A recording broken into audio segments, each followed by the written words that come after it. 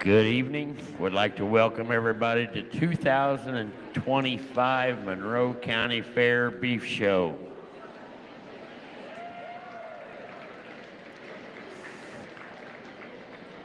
If I could get anybody, or if I get everybody to please stand, remove your hats. We'll have our national anthem sung by one of our own 4-H'ers, Mr. Jacob James.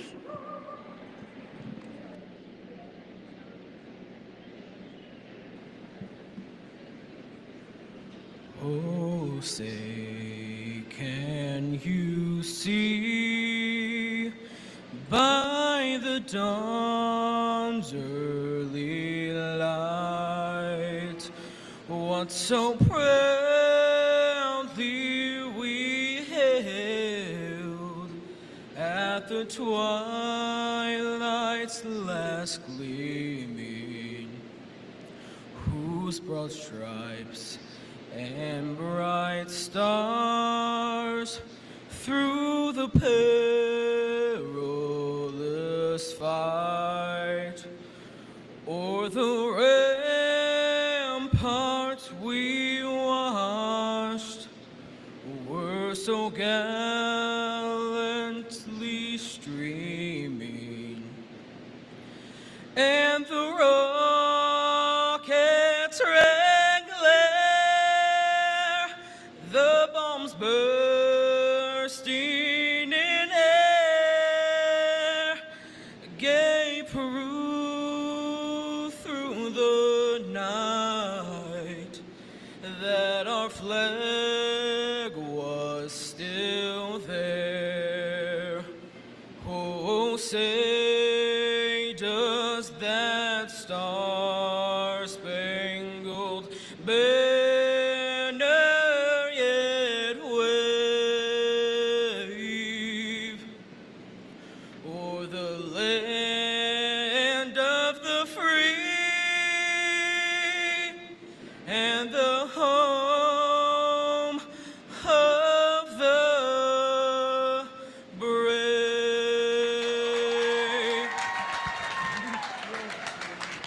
You killed it.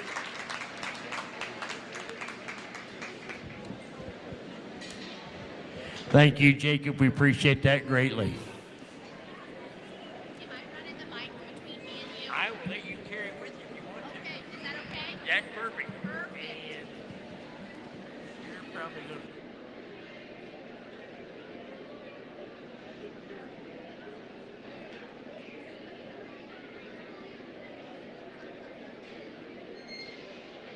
We are now ready to start our first class of the heifer show. Our first class, class 1, is Angus. We have one entry coming into the arena. One entry in the class shown by Reagan Connard. Her heifer was born February of 2024. One entry in the class, and your class is complete.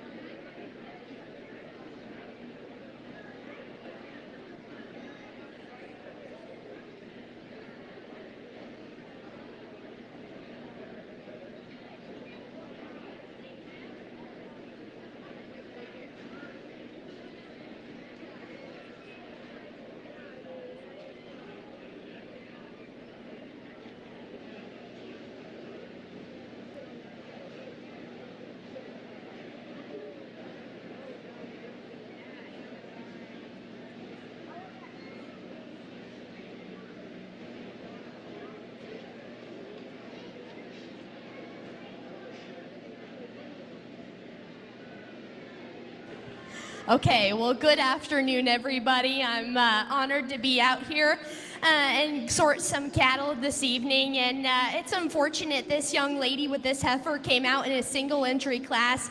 Because talk about a female that just wants to be a cow and is going to make a great opportunity for this young lady to start her herd. I love her center body. She's so maternal back through her sweep, and as she circles the ring is so flexible off either end of her skeleton. Talk about just a functional heifer that kind of checks all the boxes, and this young lady does an incredible job getting her stuck, but a nice single entry to get us started.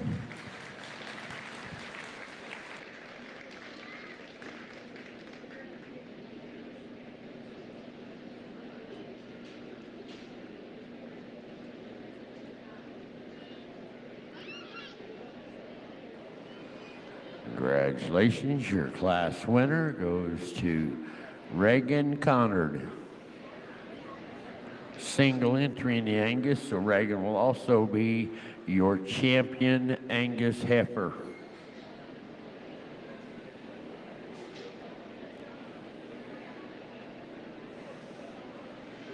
Now ready to enter the arena with class number 2. Class number 2, a Chianina heifer, being shown by Emma Hacker. Emma's heifer was born February of 2024. One entry in the class, shown by Emma Hacker.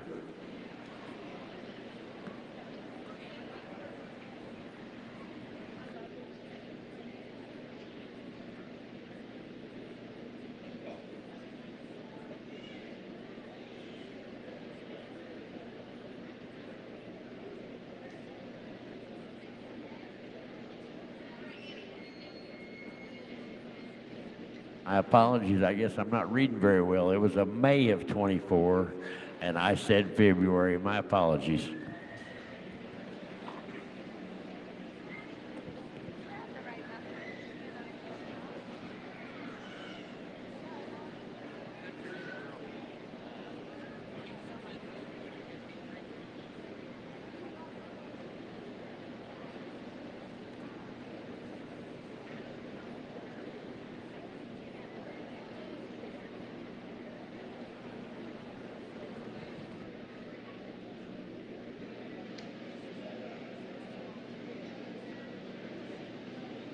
A nice key heifer to get us started, and I think she's really interesting, and I want to commend this young lady because her hair coat is fresh and she's been worked in the barn, I can tell. One that's super highly presented. I love this key for some certain aspects. She's got a big old set of feet and bone on her, and she's robust about the center portion of her body. And when this young lady gets her parked and set up from the side, does balance with the right kind of look and lines. Do I think she's the most mobile and just wants to grab the next gear out of her hind skeleton? No, but I'm getting real picky on a nice one. It's a nice single entry to start the keys.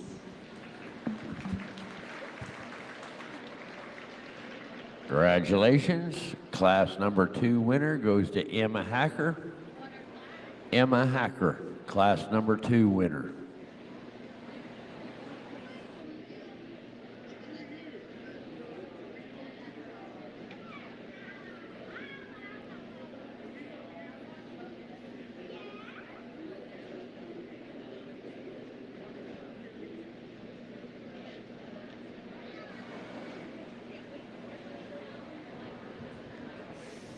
We are now ready for class number 3, our second class of Chianina heifers. One entry in this class being shown by Callie Stogstill. Her heifer was born in April of 2024. One entry in the class being shown by Callie Stogstill.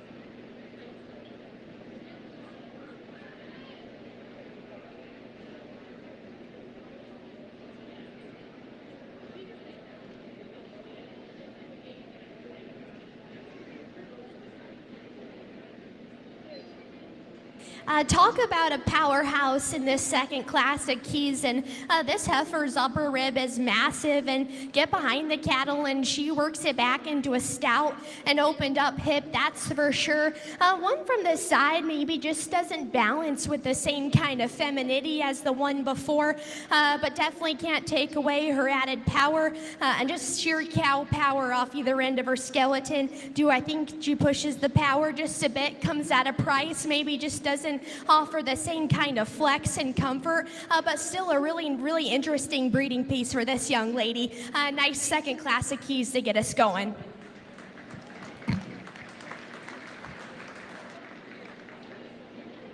Congratulations, class winner goes to Callie Stogstill.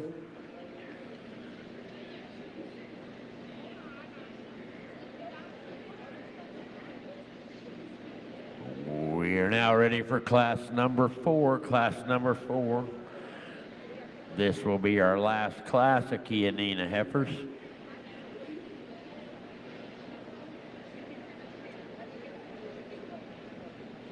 We have one entry in the class. This class is being shown by Colton Stogstill. His heifer was born in February of 2024. Immediately following this class, we will come back and we will show for champion and reserve champion Key heifer.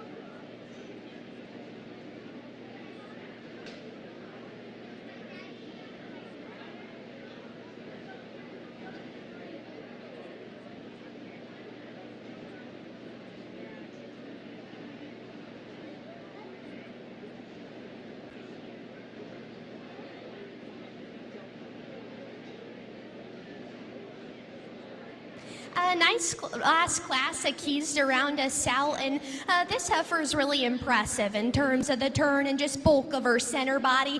Still a stout, big-footed heifer that offers some interesting breeding pieces. Definitely maybe showing some age today, maybe well-fed for sure, and maybe just not as fresh as the other ones we've seen today, but a really nice heifer that's going to make this young man a really nice cow. So we'll bring the Keys back in and we'll pick you a champion in reserve. Congratulations. Class winner goes to Colton Stogstill. We will now bring back in the Class 2 winner, Emma Hacker. The Class 3 winner, Callie Stogstill. And we already have Class 4 winner, Colton Stogstill, in the arena. We will be showing for champion and reserve champion Chianina heifer.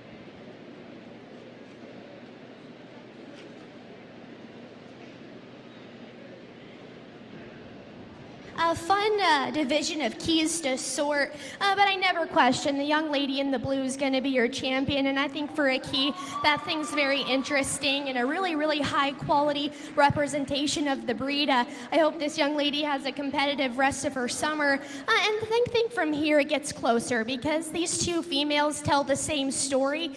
There's just one that I think handles her rear skeleton with a little bit more flex and comfort, and the commercial cattle seed stock kind of comes out in me, and I appreciate the white flanked heifer's added depth of heel and toe spread, so she'll be reserved, but a nice, really good, close third place that brings a lot of power.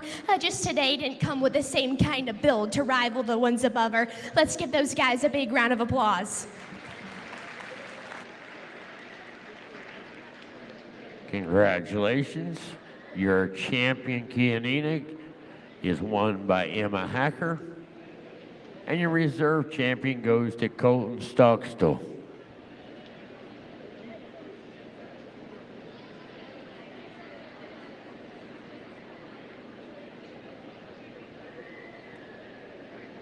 Now entering the arena, class number 5. Class number 5 are Hereford heifers. One entry in the class being shown by Crossbred. His heifer was born in April of 2024.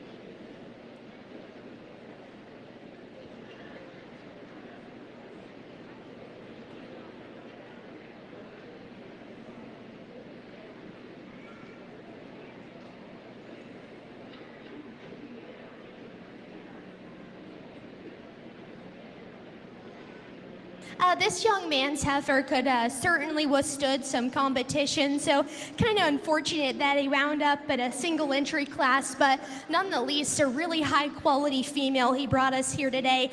I'm kind of a small Hereford enthusiast, and so ones like this definitely get you excited. I mean, from the side, she still reads with the right kind of look and lines, and for a Hereford is still staying fresh and juvenile past her shoulder. One that's so sound and good-footed as she moves across the ring. Do I think she gets a little frail? Just ever so slightly, but still a really, really nice heifer, and I'm excited to see the next class.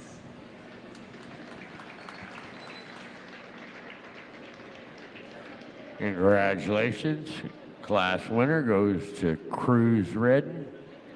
Crossbred, your class winner. We now are ready for class number 6. Class number 6. One entry in the class being shown by Mark Grubb. Mark's heifer was born January of 2024. One entry in the class. Immediately following this class, we will be showing for champion and reserve champion Hereford heifer.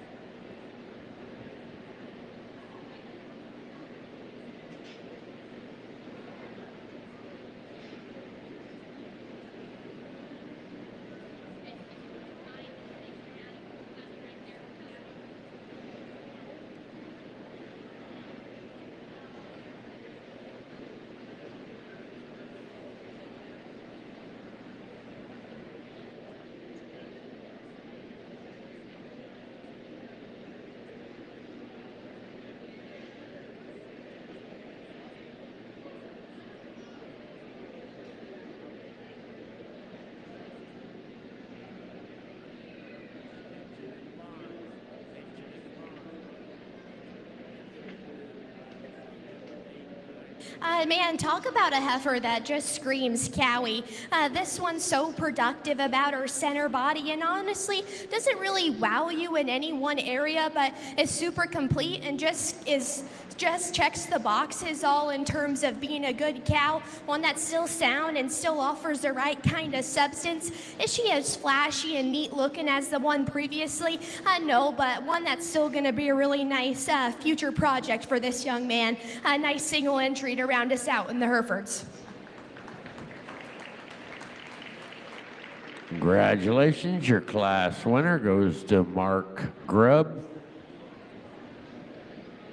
We will now bring back in Cruz Redden with his heifer. And we will show for champion and reserve champion Hereford heifer.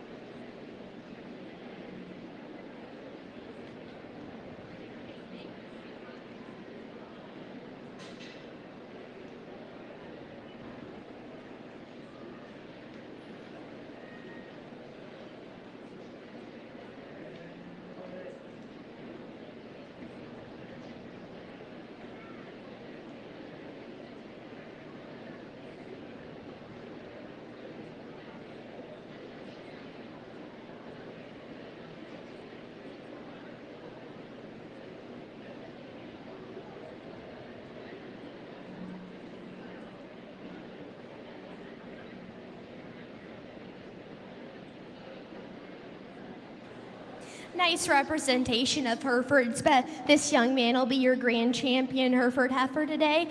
Super impressive representation of the Hereford breed, and that's not to take away from the young man in reserve, because that's a functional heifer, but just today never came with the same kind of extras found in the young man's today. Let's give these guys a big round of applause.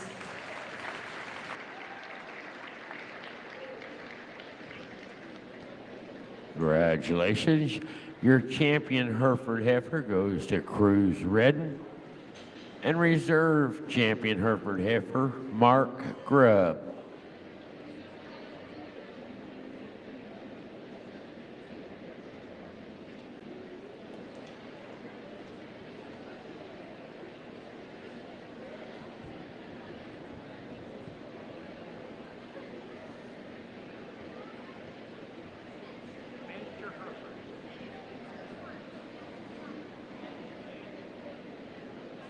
Now ready for class number 7. Class number 7.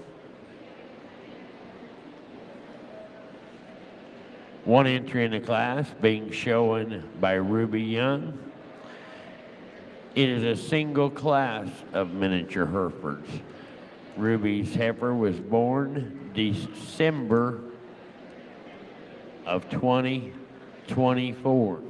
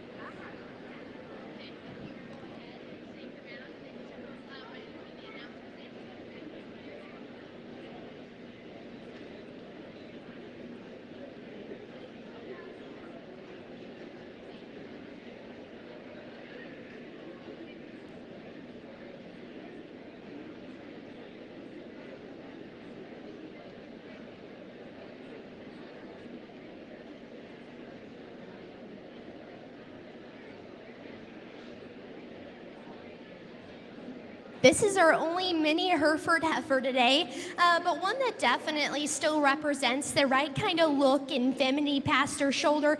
And watch her circle, and she still offers the right kind of flex and comfort. And I think if there was a style contest, Rebel, the mini Hereford, would definitely win because I appreciate her bow. But let's give this young lady a big round of applause. She's your grand champion miniature Hereford heifer. Congratulations. Your class winner and champion miniature Hereford goes to Ruby Young.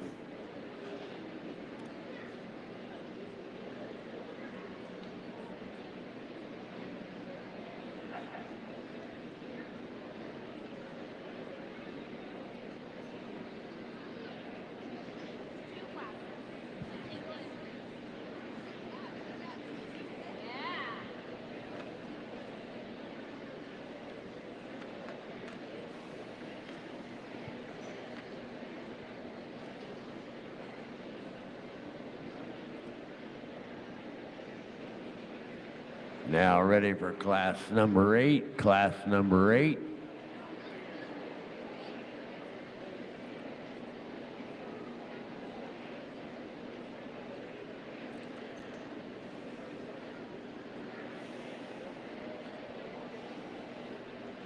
Maintainer heifer. Being shown by Brady Bailey.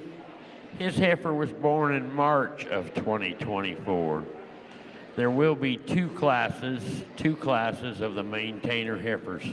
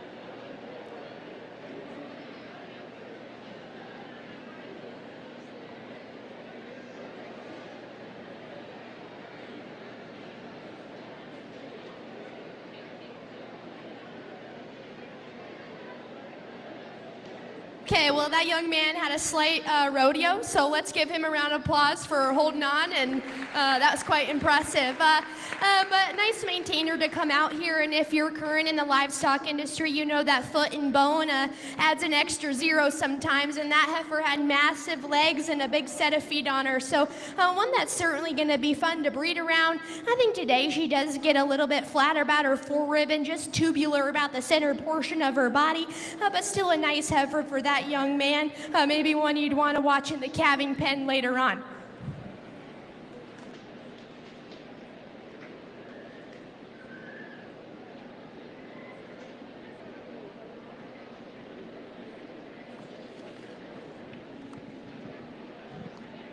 Now entering the arena, we have class number 9, Brooklyn Fletcher with her maintainer. Her heifer was born February of 2024.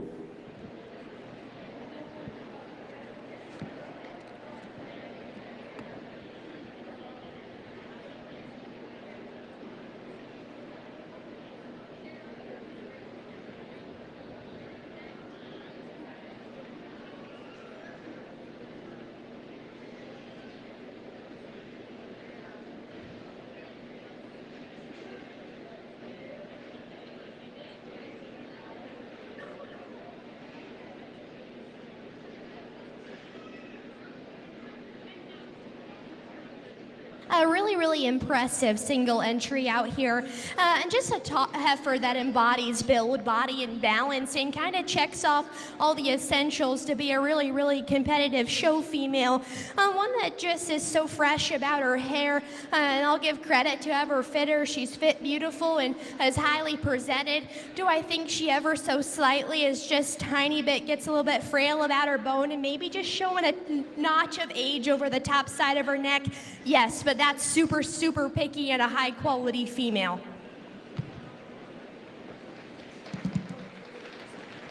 Okay, perfect. So she's going to be your grand champion, maintainer as well. I think that's a super complete, high quality female for sure. And then the white flanked one will come in reserve. Let's give those guys a big round of applause.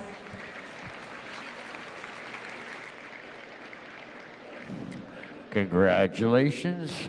Your class winner goes to Brooklyn Fletcher. And your champion maintainer heifer goes to Brooklyn Fletcher. Your reserve champion will also go to Brady Bailey. Put our hands together for these young people.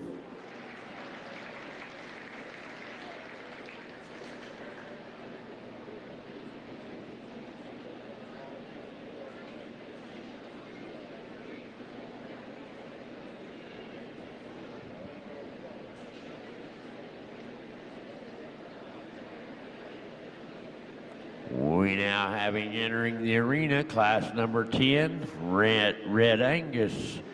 Red Angus heifer, shown by Oliver Young. His heifer was born March of 2024, and it will be a single class of the Red Angus.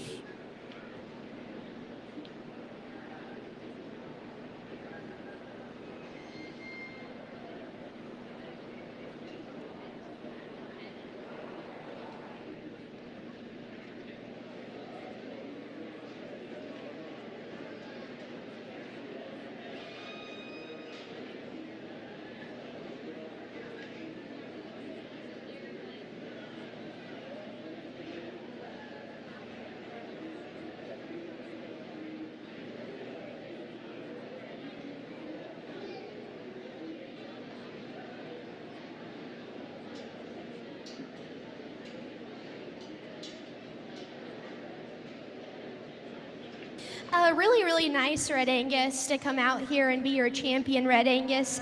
We run Reds at home, so I'm very familiar with the breed, and I think this one excels in terms of foot quality and just sheer comfort off either end of her skeleton. I'll watch her travel and she fills her track with ample flex, and one that's still good-bodied and so maternal about her rib. Do I think she's the neatest and coolest looking past her shoulder? No, but still a good representation for the breed. This young man will be your grand champion Red Angus.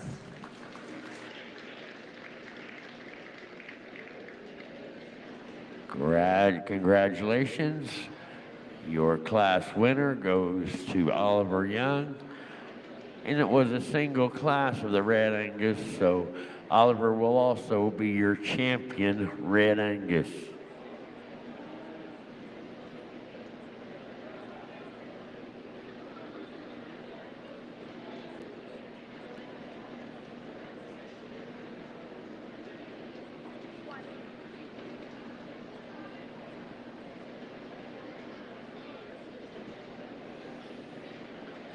We are now entering the arena with class number 11, a Shorthorn heifer being shown by Colton Stockstill. His heifer was born in January of 2024.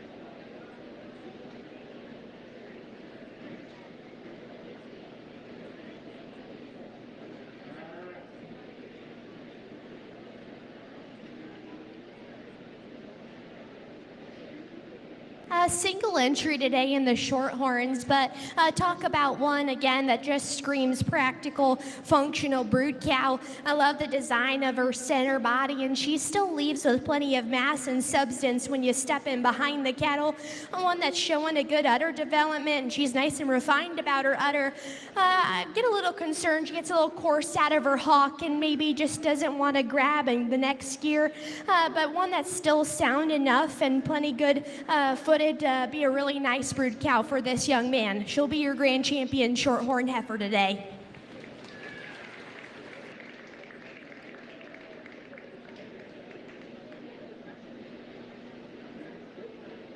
Congratulations. Your class winner goes to Colton Stockstill. And being in only one class of the Shorthorns, he will also register as the champion Shorthorn heifer.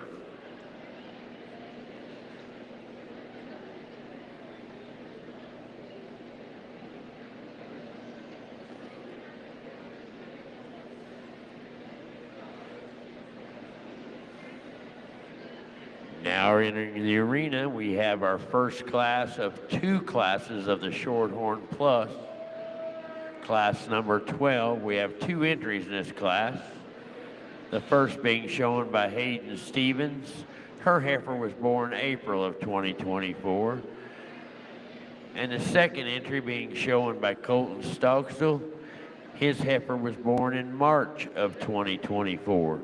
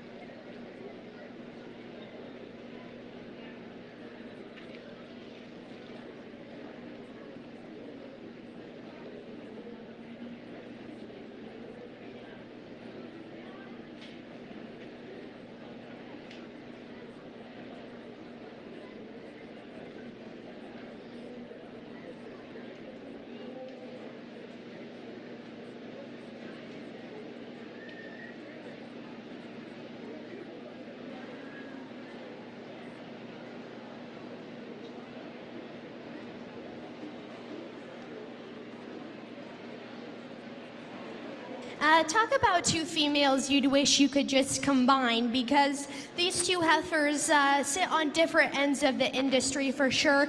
And if you switched it, I wouldn't blame you. I think it's close, and honestly, it's just a game of trade-offs in this class.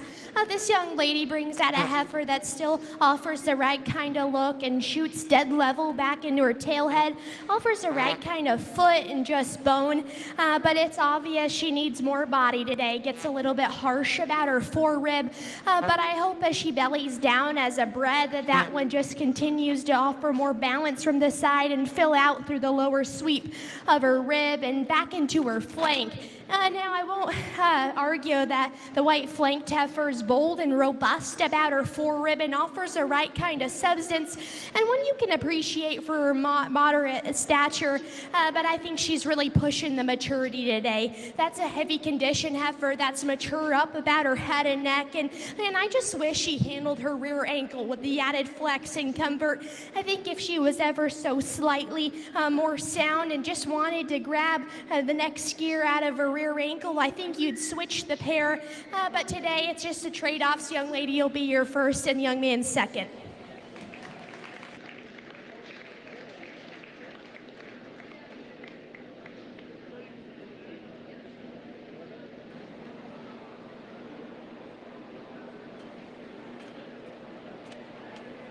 Congratulations, your class winner goes to Hayden Stevens. Second in class to Colton Stockstill.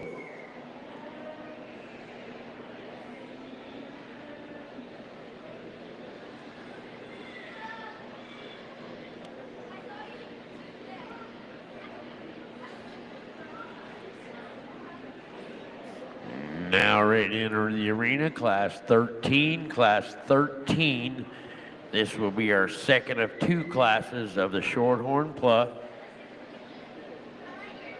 One entry in the class being shown by Owen Stockstill. His heifer was born Owen Young. I apologize, my bad. I'm sorry, Owen. Owen Young, his heifer was born February of 24.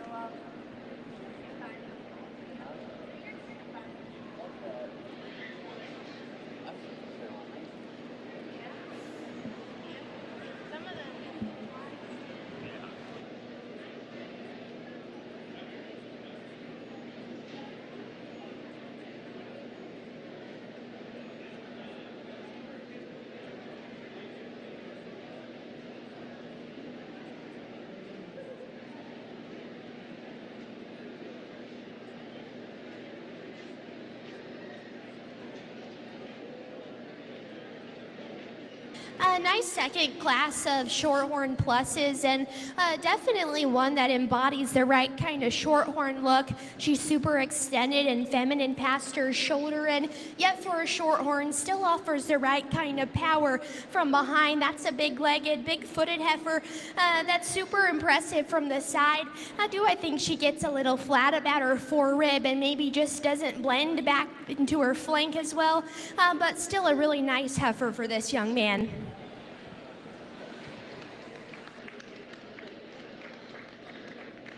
Congratulations, your class winner goes to Owen Young.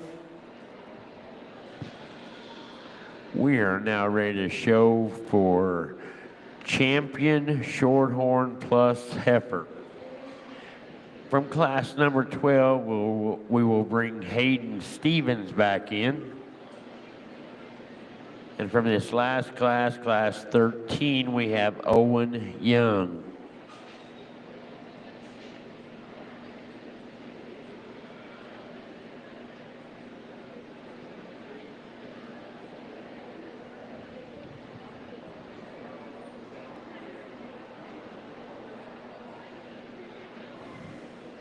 Showing for Champion Shorthorn Plus heifer.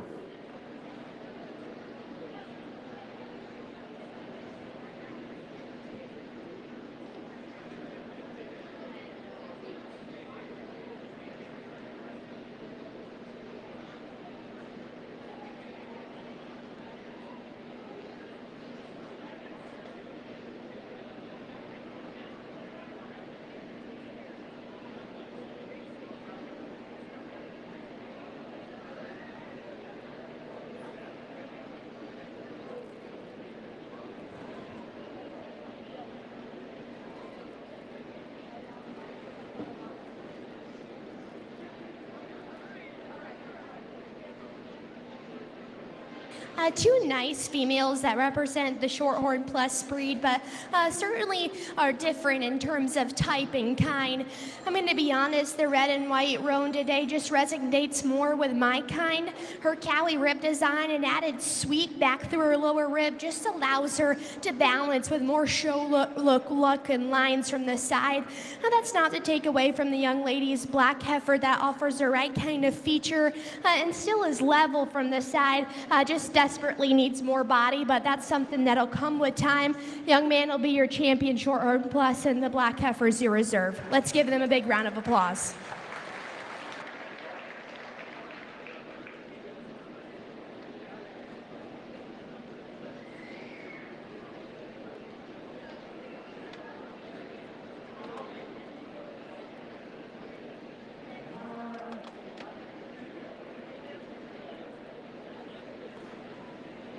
Congratulations, your champion Shorthorn Plus heifer, shown by Owen Young. And your reserve champion Shorthorn Plus heifer, shown by Hayden Stevens. Should now be ready for class number 14. Class number 14 is the first class of two classes of Simmental heifers.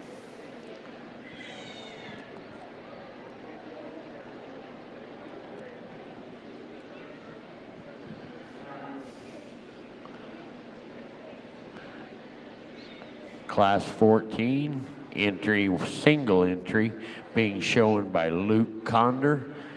His heifer was born April of 2024. One entry in the class.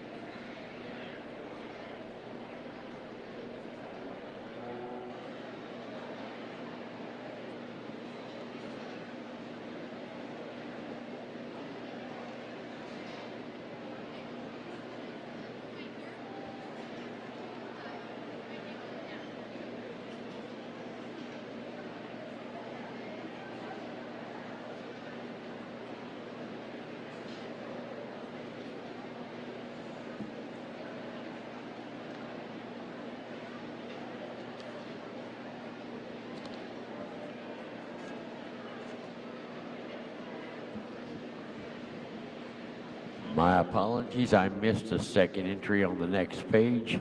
I apologize, Henry, I didn't call you in.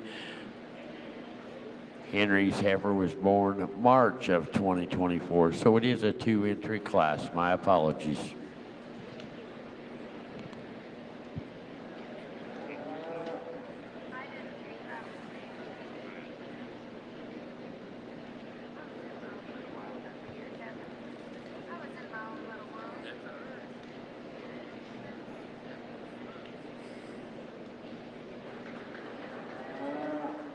A nice class of Simmentals to get us started. And I'm going to start with this young man's heifer right here. And again, I think she's just super complete. One that's still sound and comes with the right kind of body and just cow power. But one with this young man gets her propped up, she'll still composes herself with the right kind of show ring look and lines. Now I'll admit, she's not as cool looking and extended as the female in second. That's definitely where this heifer excels. That one's the most extended past her shoulder. Just get a little picky on her head shape, and I just like to level her out through her hip. And one that just is really interesting, and it'll be a super fun breeding piece for this young man. A nice class of Simmentals to get us started. Congratulations, your class winner goes to Henry Ferguson. And second in the class to Luke Conder. We're now ready for class 15. Class 15, our second class of Simmental heifers.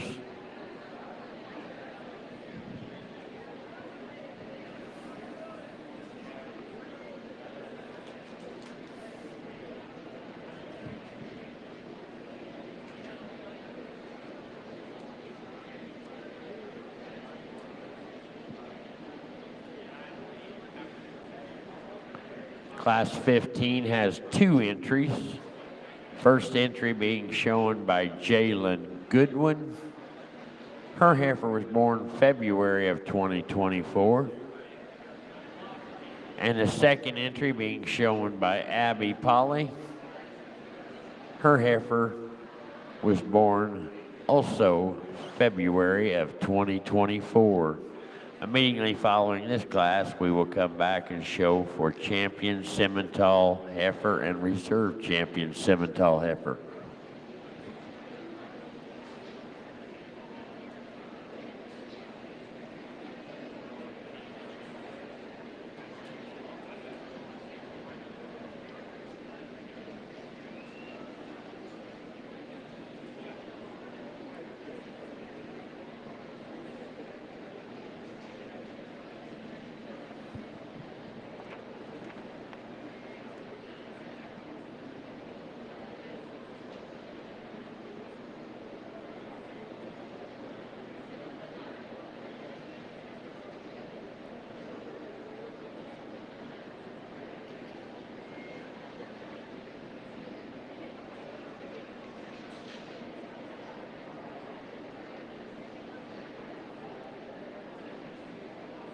The young lady in the paisley shirt's gonna be your class winner. And I like this heifer from this side. When she gets her propped up, she offers the right kind of look and balance, and one that still comes with an essential body and substance from behind.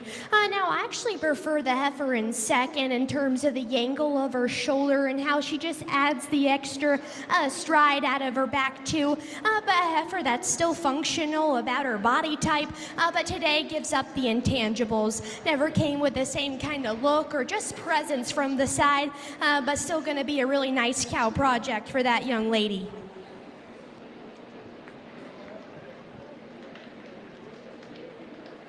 Congratulations, your class winner goes to Abby Polly. And second in class, Jalen Goodwood. We should now be ready to show for champion Simmental heifer. Champion Simmental heifer.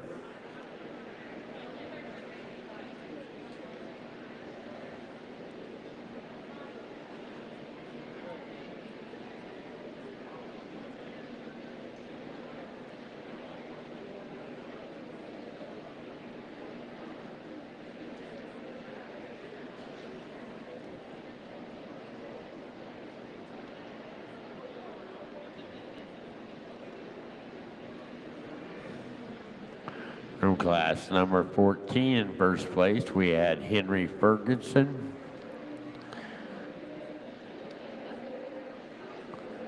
And from class 15 in first place, we have Abby Polly, showing for champion Simmental heifer.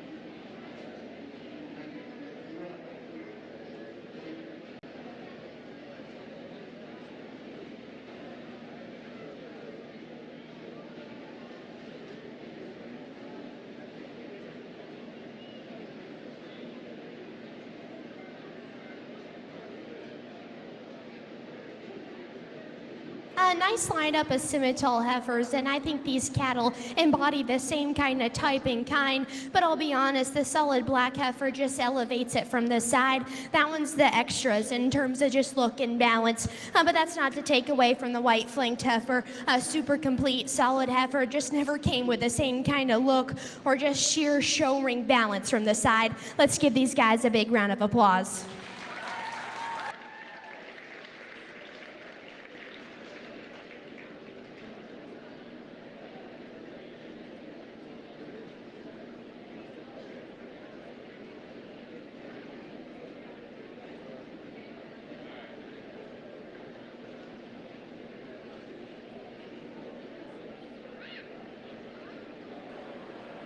Congratulations to Abby Polly, your champion Simmental heifer.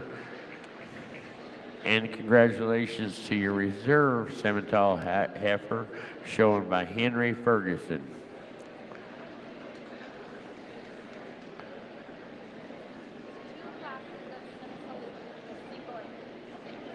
We are now ready for class number 16, class 16.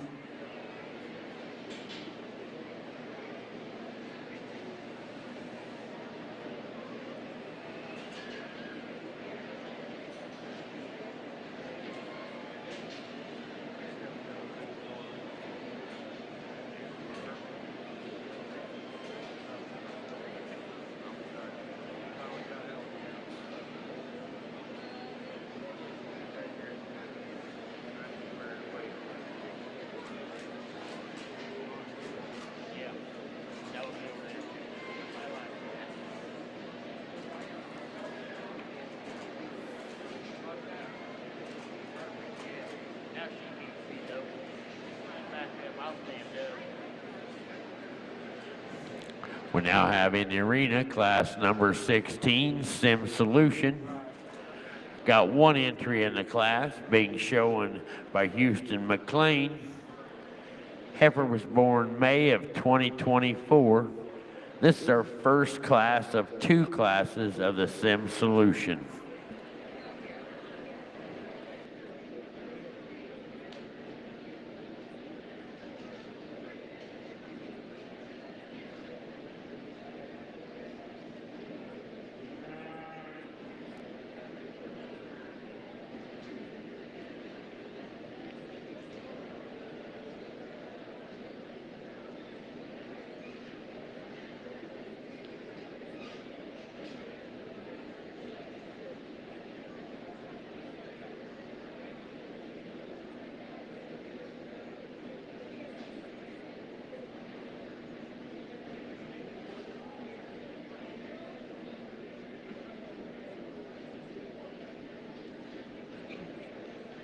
A young man brings a nice single entry, and I think this heifer is super practical about the center portion of her body and still leaves with the right kind of mass and substance from behind. Where I get a little picky on her is her a little bit straight-shouldered, never let her head just get up and extend as much as we'd like, and maybe just wants to pull her hock ever so slightly in from behind, but still a really functional and practical bodied heifer for this young man.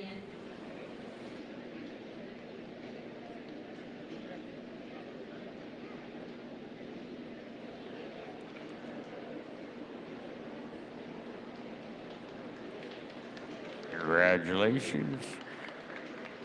Class winner goes to Houston McLean.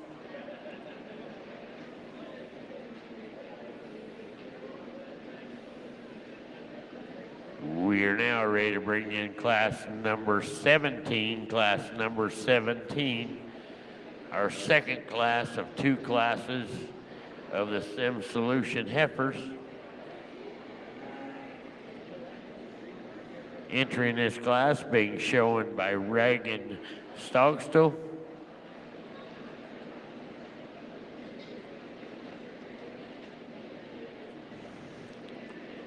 Reagan's heifer was born March of 2024. It's a single entry in the class.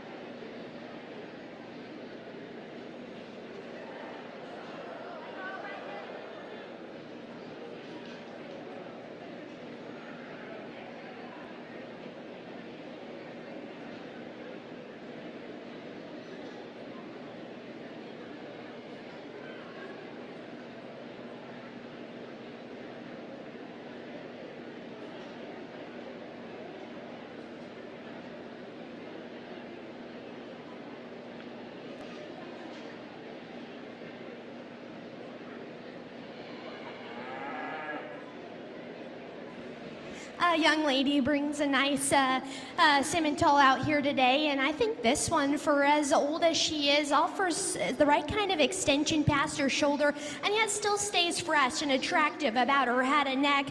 One, when this young lady gets her propped up and just settled down, definitely still reads with the right kind of levelness, and just look from the side. If I'm being picky on her, I just want to amp her up in terms of cow power and substance. One that maybe just gets ever so slightly flat about her forerib and just doesn't overwhelm you from behind, but a really nice, solid, and complete heifer for this young lady.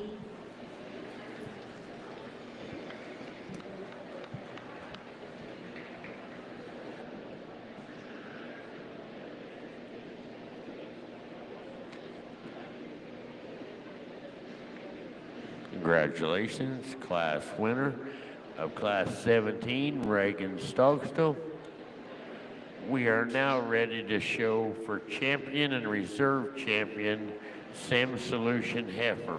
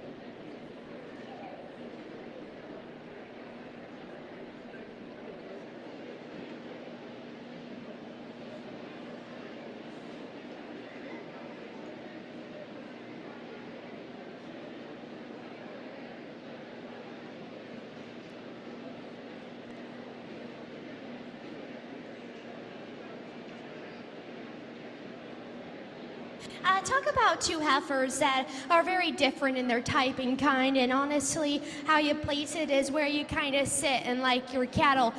For me, the young man's heifer today just offers the added substance and cow power. For her frame and age, I just think she offers it in a more neat package from the side, one that's not perfect, and I think that's where the young ladies has the advantage for sure. She's more extended and offers a neater look past her shoulder, and definitely offers more substance and feature, but today just gets a little bit flat about the center portion of her body, and one I just like to pull apart from behind and just see a little bit of added power. But hey, that's an easy thing to fix when you go ahead and breed her to a powered up bull. So two really nice heifers for these young individuals. Young man will be your champion, young ladies your reserve. Let's give them a big round of applause.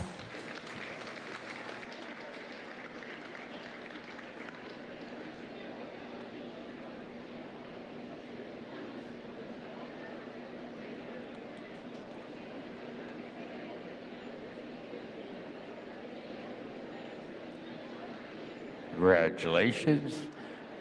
Your champion SimSolution heifer goes to Houston McLean. And reserve SimSolution heifer goes to Reagan Stockstill. Now ready for class number 18. Class number 18. All other breeds.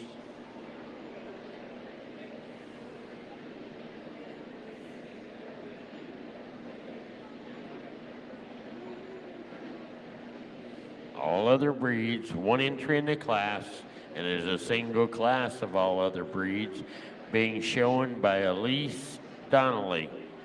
Her heifer was born June of 2024.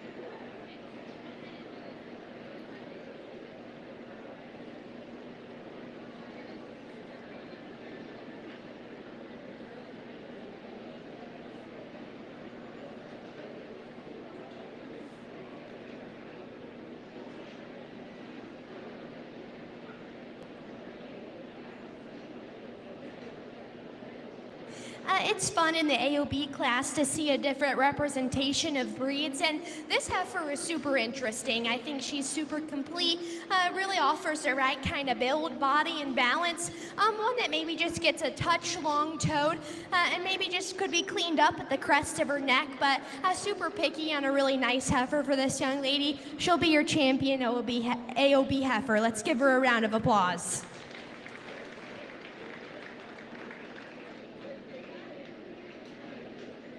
Congratulations, your class winner of class 18, and also your champion AOB heifer, Elise Donnelly.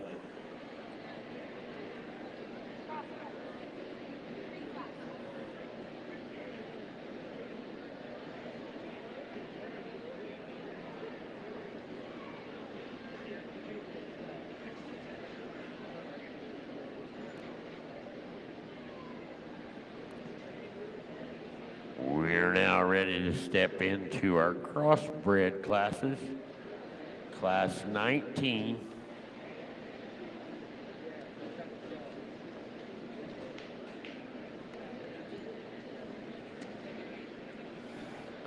Class 19 is a single entry. There will be class 19 is an entry of two in class 19. Have Trevor Gurnall. His heifer weighs 750 pounds. And we have Josie Jones. Her heifer weighs 820 pounds. Two entries in the class. There will be 3 total classes of the crossbreds.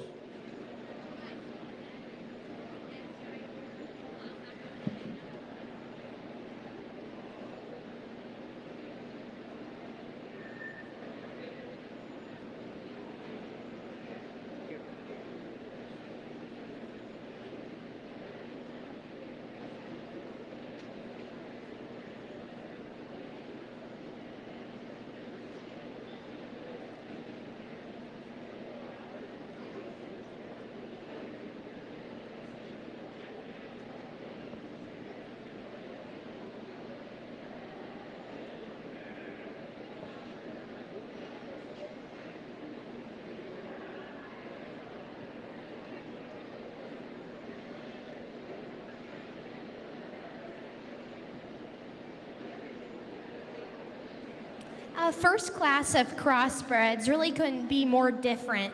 And I think you have two heifers that excel in places and maybe just could be altered in others. The young lady is going to win this class today, and I think it's just surely due her added bulk and mass, and maybe just a little farther along in terms of maturity. I like the turn of her upper rib, and she actually leaves out of a stout and opened up hip. Now with that, she needs to be rearranged off either end, gets a little straight and vertical out of her shoulder, and I'd like to just see her grab the next gear out of her hock and back ankle, but still a heifer that's amped up in terms of power. Now I'll admit, I think down the road you could switch this pair because the heifer in second offers so much more flex and comfort off either end. I prefer the shape of her foot, and definitely one that's just going to get better with time, but today just falls at the end of never came with the same kind of just sheer mass and substance, but two really nice heifers for these individuals. Congratulations, your class winner goes to Josie Jones, and second in the class to Trevor Durnall. Now ready for class number 20. Class number 20. There will be 2 entries in the class. Class 20, 2 entries in the class.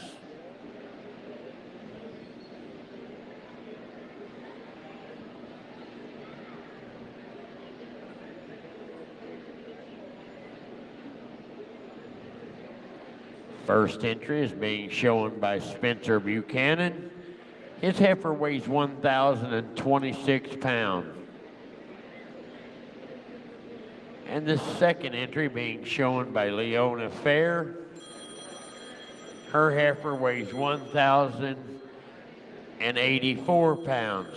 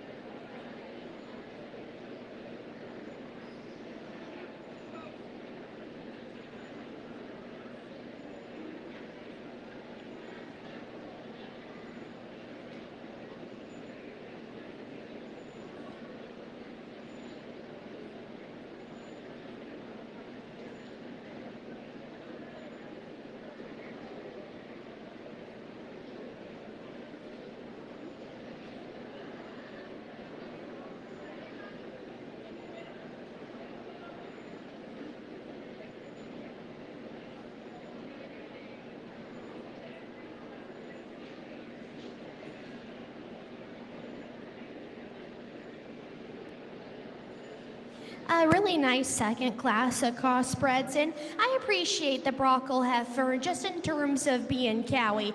Her moderate frame, cowy rib design, and just sheer flexibility screams brood cow. One that I'd be excited to take home super complete. Doesn't really just wow you in any one place, but one that just checks the box. This is going to be a nice cow. Now, in terms of cow power, that's where the smoke comes in. That's a stout and bold, opened up heifer, but I think that power comes at a price. Never came in the same kind of package from the side, and just never balanced with the same kind of look or lines. But this young lady's doing a really good job. Let's give these guys a round of applause.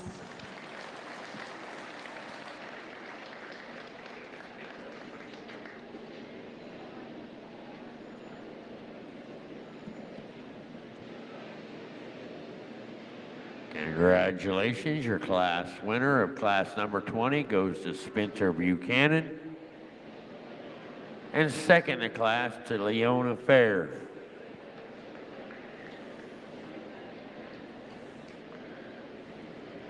We are now ready for Class 21. Class 21. That will be our third class and final class of our crossbred heifers.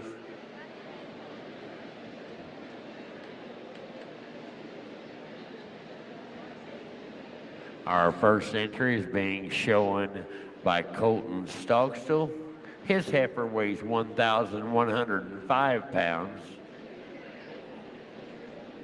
And the second entry being shown by Henley Hill. Her heifer weighs 1,211 pounds.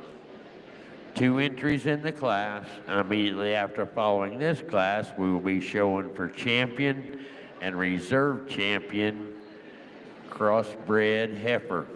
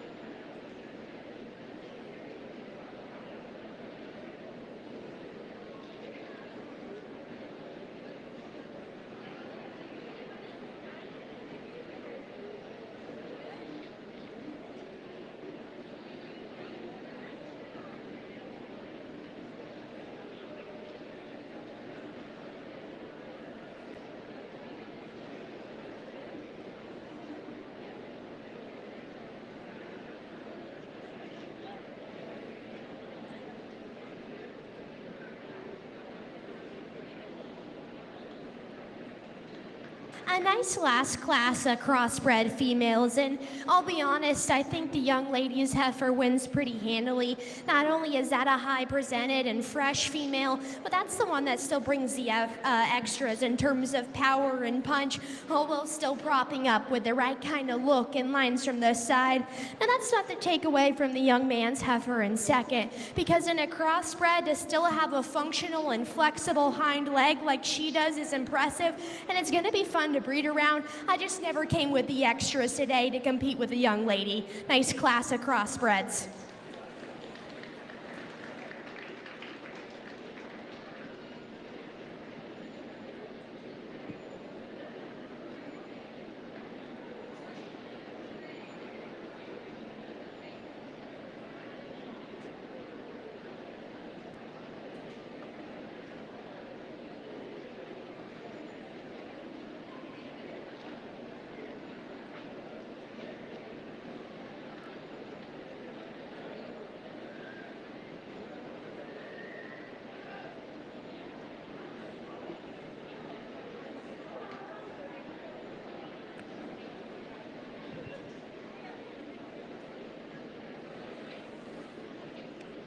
We are now ready to show for champion crossbred heifer.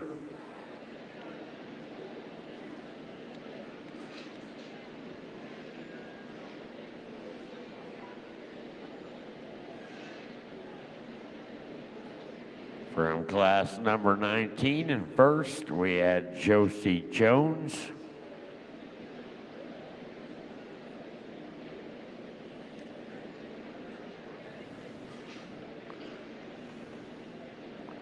From class number 20, in first, we have Spencer Buchanan. And at last class, class number 21, we have Henley Hill. Showing for champion crossbred and reserve champion crossbred heifer.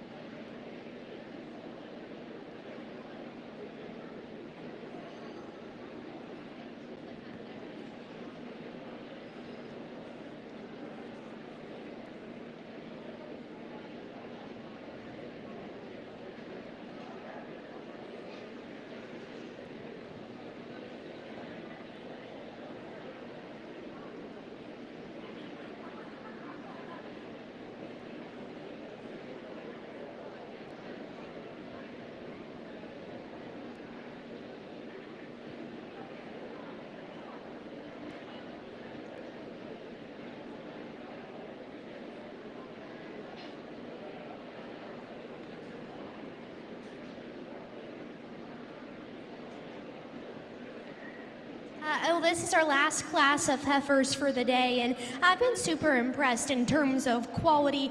And while we're on the topic of quality, that's this young lady's heifer, and she'll be your grand champion crossbred heifer, one that just embodies the right kind of build, body, and balance that a female should possess. And with that, I think the young man's brockle falls into a pretty handily reserve. I just talk about a functional brood cow in the making, a really complete female to go reserve. And I talked the young lady's heifer already out of class 1 and offer some interesting potential as a breeding prospect, but today just never could compete with the more mature heifers above her. Really nice class. Let's give them a big round of applause. Congratulations, your champion crossbred heifer goes to Henley Hill. And your reserve champion crossbred heifer, Spencer Buchanan.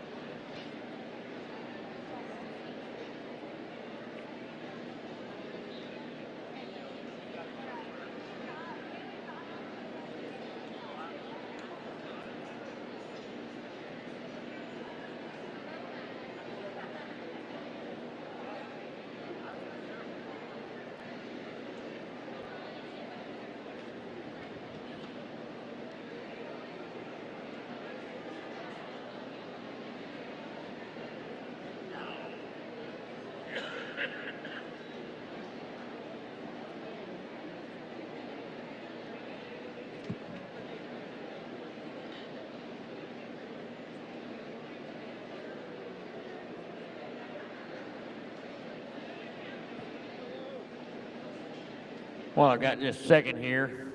I would like to welcome and thank her for coming tonight, Miss Maggie McStay.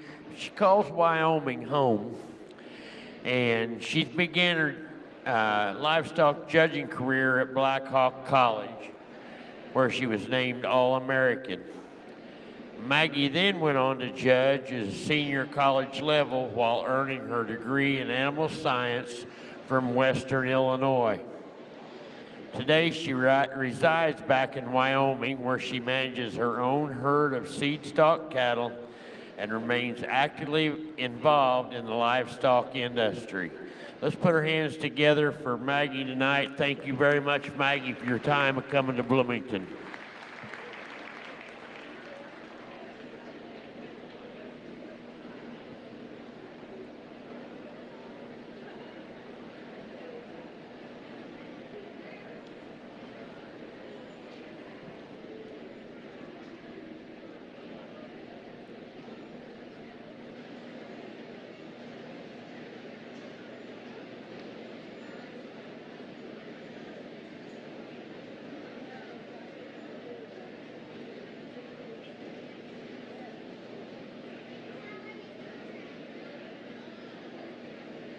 This is showing for champion Monroe County, born and bred. At the top we have 2 entries. We have Spencer Buchanan and Abby Polly. Showing for champion and reserve champion, Monroe County born and bred.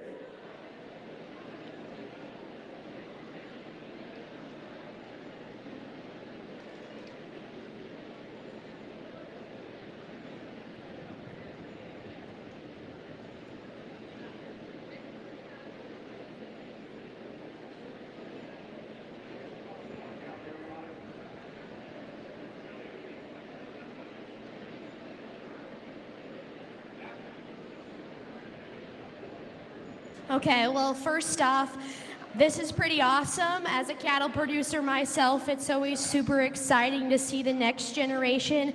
And I will add, these are 2 really high quality heifers that I would be excited to put in my own program. So let's give these guys a big round of applause. That's a big task.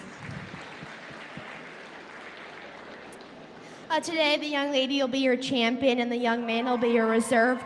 I think it's close. I just think the young lady's heifer brings the extras. I love her look from the side and her added punch and power.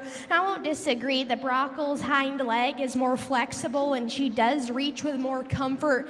But just today never came with the same kind of intense cow power as the young lady's solid black heifer. 2 really, really high quality projects for these individuals.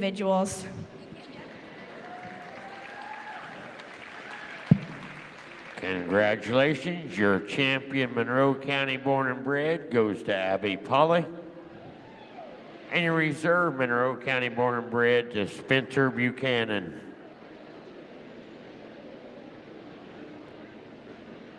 Next up, we will be showing for our champion bred and owned.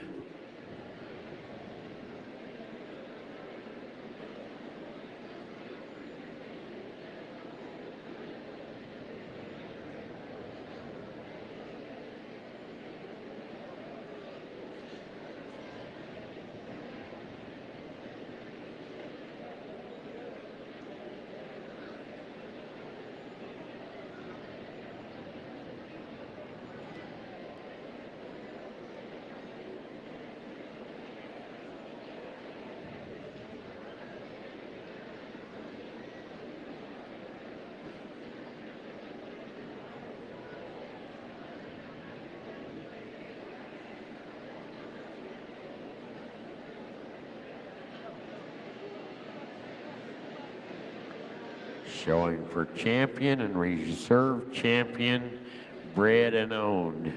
We have 2 entries in the class.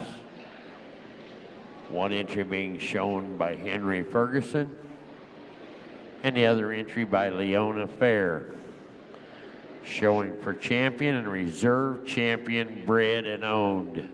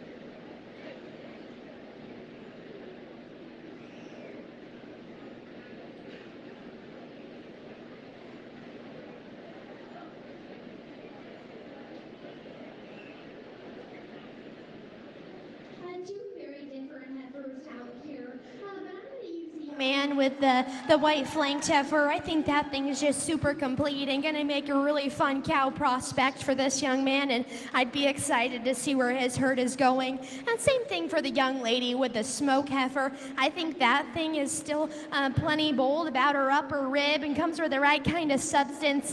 Just never came with the same kind of look or lines from the side. But let's give those two individuals a big round of applause. They're doing a heck of a job out here.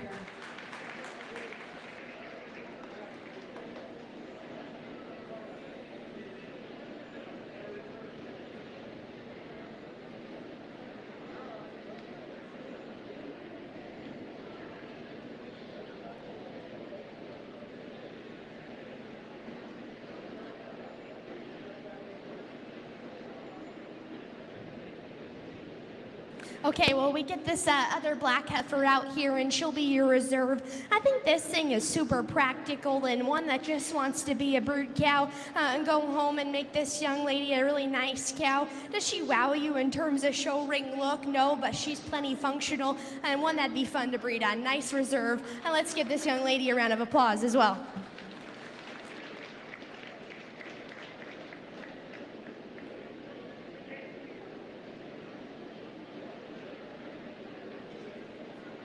Congratulations, your champion bred and owned goes to Henry Ferguson. And your reserve champion bred and owned, Jalen Goodwin.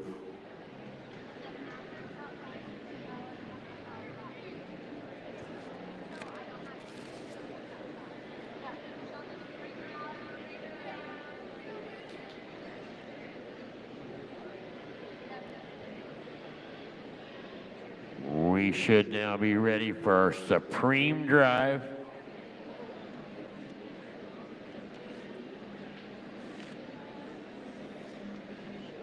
I would at this time like to thank our queen and her court. The hours they've spent in here this week have been astronomical. Miss Laura Carnegie. Our first runner-up, Reese Oliver. Our second runner-up, Charlie Smith. And our princess, Miss Molly Zyke. Thank you, ladies, for everything you've done. Going right into our Supreme Drive. Our champion, Angus. We have Reagan Connard. Our champion key, we have Emma Hacker.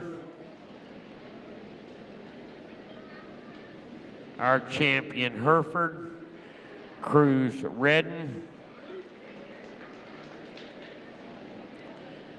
Our champion miniature Hereford, Ruby Young. Our champion maintainer, Brooklyn Fletcher. Our champion Red Angus, Oliver Young. Our champion Shorthorn, Colton Stockstill.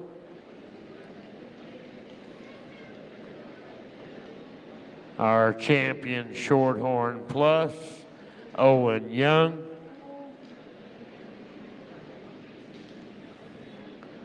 Our champion Simmental, Abby Polly.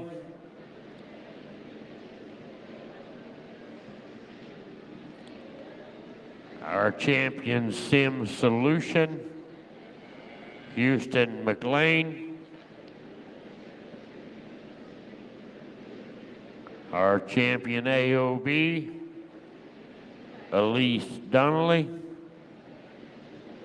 And our champion Crossbred heifer, Henley Hill. We will be showing for Supreme Heifer 2025 Monroe County Fair.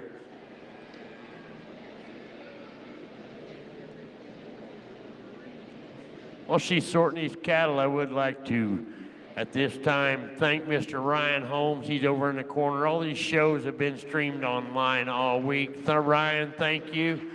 Oh, and Ryan, happy birthday. It's Ryan's birthday today, and he's here spending with us. Thank you, Ryan.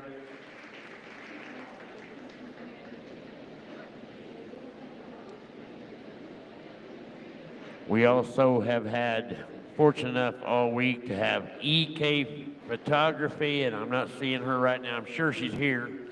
Right there she is. She has spent the whole week with us, her and her family. And folks, all these pictures she is taking are online. You can go sort through, no telling how many thousands of pictures. She was up all night last night editing, she told me. And you can go and you can download these pictures and you can print them for yourself at no cost to you. Emma, thank you very much to you and your family. We appreciate it.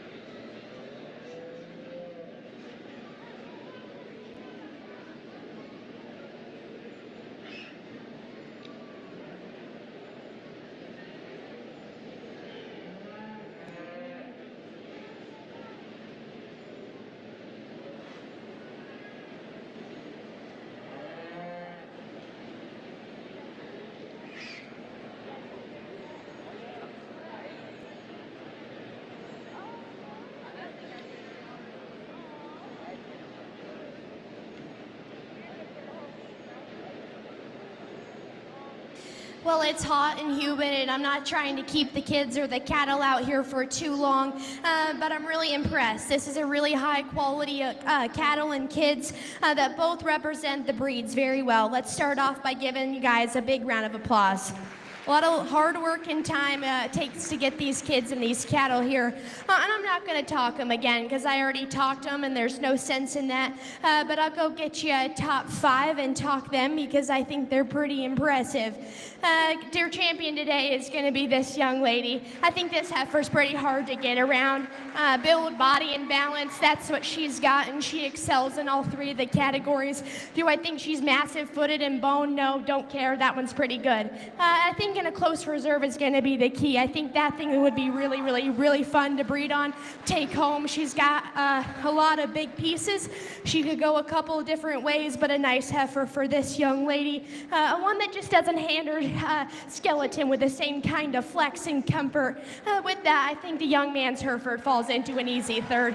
This is an impressive purebred right here. I hope he takes her to state fair and past that even. Really, really nice representation of the Hereford breed right there. I think 4th and 5th are the same kind of cattle. One just does it a little better and comes in a neater package. That'll be the young lady in the black to be 4th. That heifer's a powerhouse. Definitely stout and massive featured. Is she the neatest past her shoulder? No, but she's pretty powerful and opened up. With that, the young lady in the Paisley's going to be your 5th overall heifer. Same story there. She's super powered up and stout. Just never came in the same kind of pretty package as the others above her. Really nice cattle still out here. Let's give them a big round of applause and congratulate those individuals. Congratulations, your supreme heifer at this year's fair goes to Brooklyn Fletcher. Reserve supreme heifer, Emma Hacker. 3rd overall, Cruz Redden. 4th overall to Henley Hill. And 5th overall to Abby Polly. Let's put our hands together for all these young people.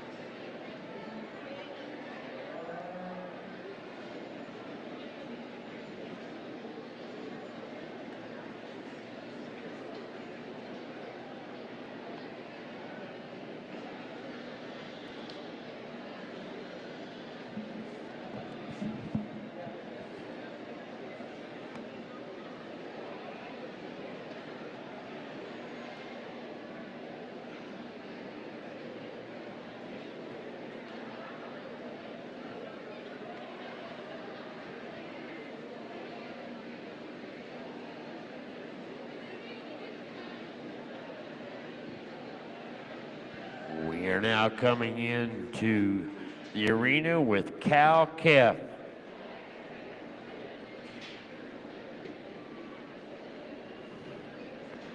Reagan showed this cow here last year as a heifer, and this is her offspring.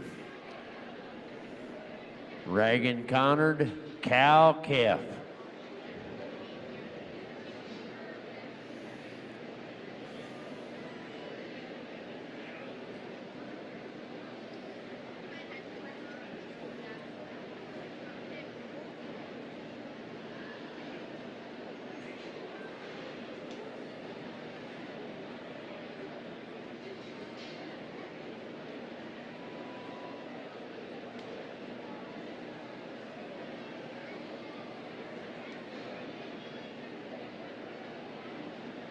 Well, we only have one cow-calf pair today, but it's always exciting to see the next step in production. And here it is. And this young lady seems to have a nice start to her operation, and you can tell this cow definitely has mothered up to her calf. Looks like she's got a nice bag and offers a lot of milk to her nice calf, and definitely exciting. Let's give this young lady a big round of applause.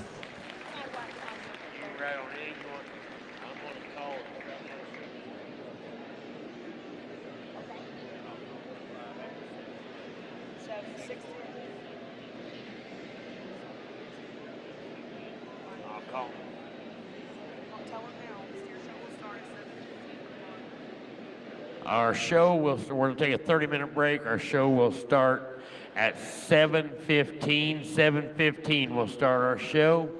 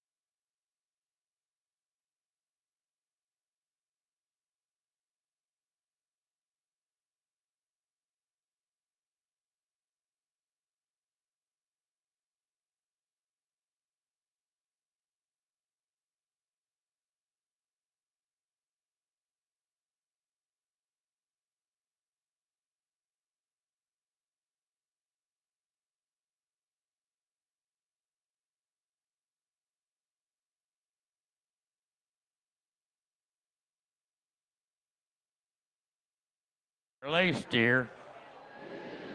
One entry in the class is a single class of Charolais. Class number 1, Brooklyn Fletcher. Her steer weighs 1,454 pounds. One entry in the class, and the class is complete.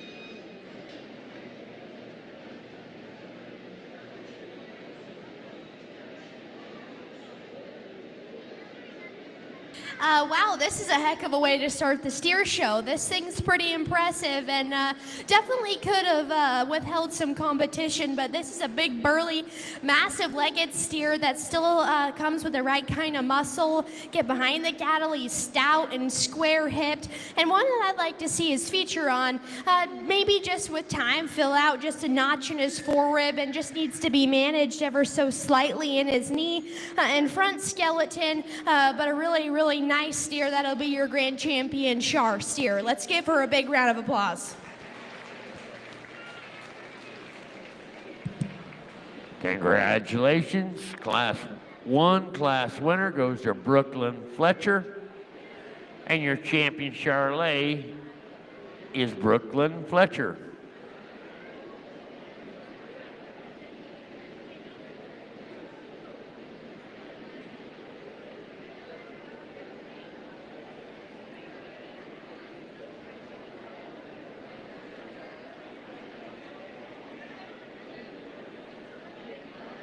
Now ready to step into our Chianina.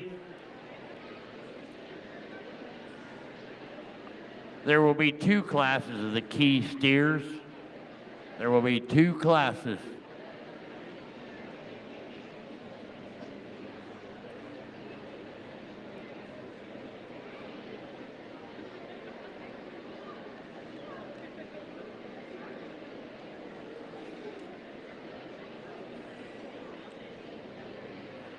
Now entering the arena, class number 2, we have Eli Mobley. Eli's steer weighs 1,158 pounds.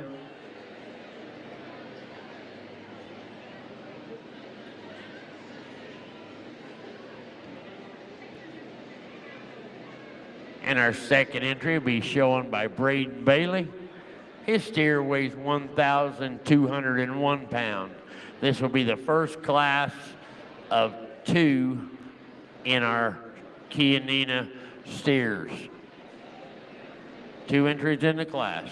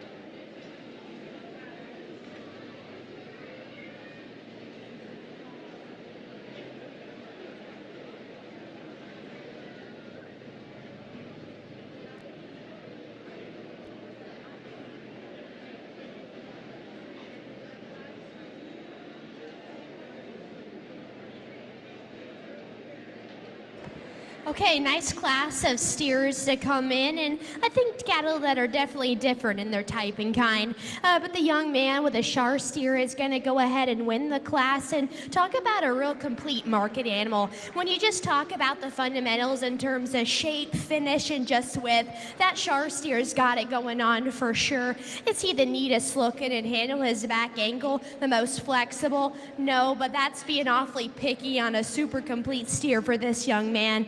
I still find some interesting pieces in the Baldy steer to go second. That's a big-legged, big-footed steer that's just raw in his shape up high. And honestly, I think that's where he takes it to an extreme, gets too hard about the center portion of his body, and just wants to push on the outside of his hawk as he leaves you, but still a big-shaped and raw-shaped steer to go second.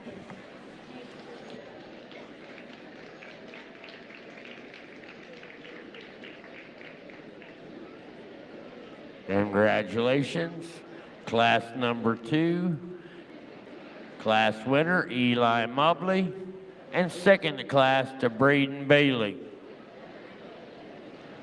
We should now be ready for class number 3. Class number 3.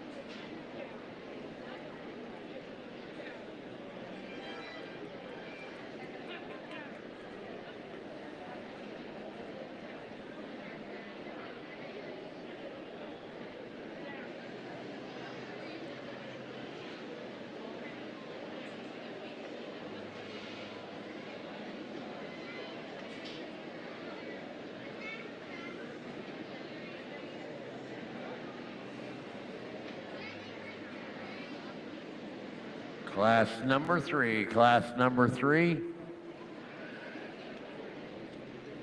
have 2 entries in the class. Class number 3 has 2 entries. First being shown by Harlan Van Devender. His steer weighs 1,382 pounds. And the second entry being shown by Reed Patterson. His steer weighs 1,433 pounds. 2 entries in the class.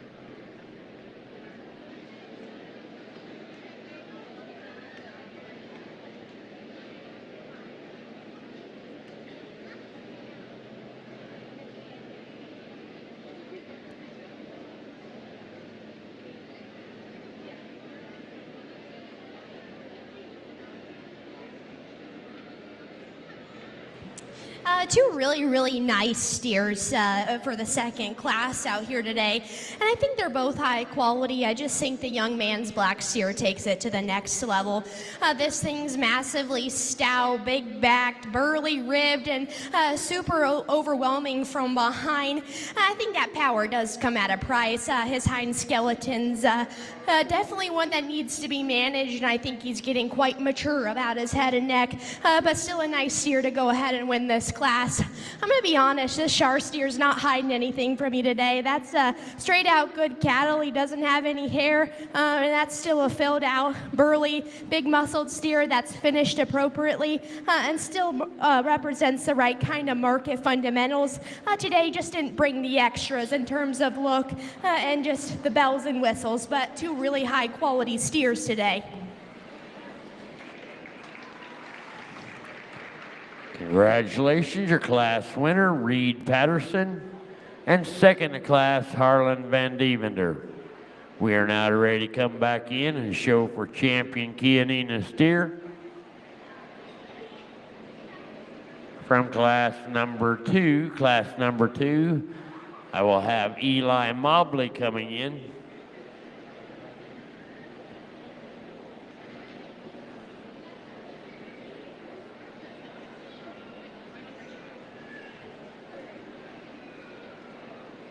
And from class number three, our class winner, we have Reed Patterson.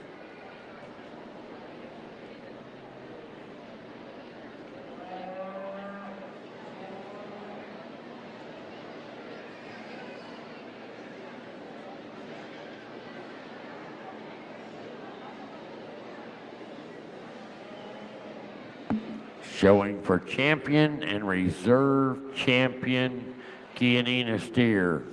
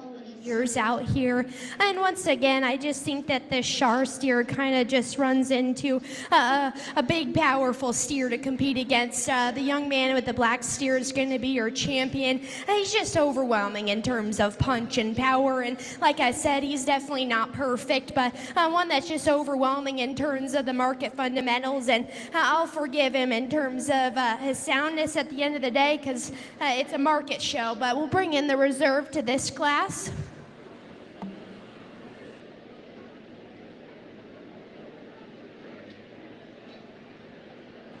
Coming in from second in that class, we're now showing for reserve champion. We will have Eli Mobley with his class winner, and we've got Harlan Van Devender with his second place steer.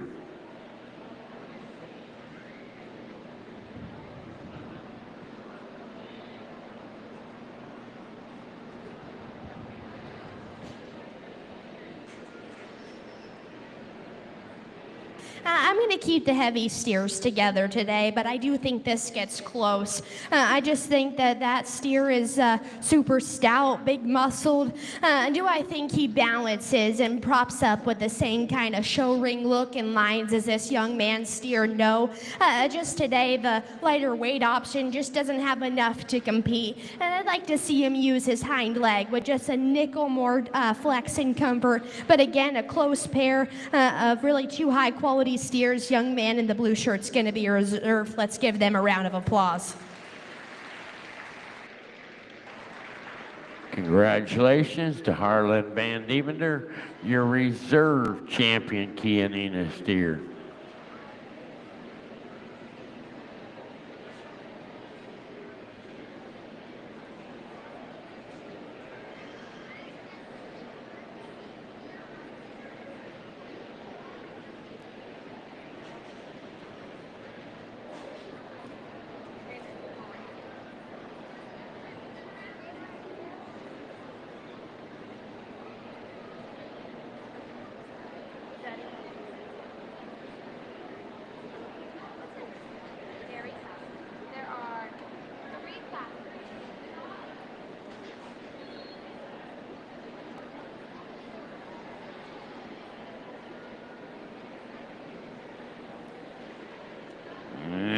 entering the arena. Now entering the arena, we go into class number 4 with our dairy beef. Class number 4 has 2 entries. First being shown by Brylan Bowman, and the second being shown by Gabe Elliott. 2 entries in the class. There will be 3 classes of our dairy steers this evening.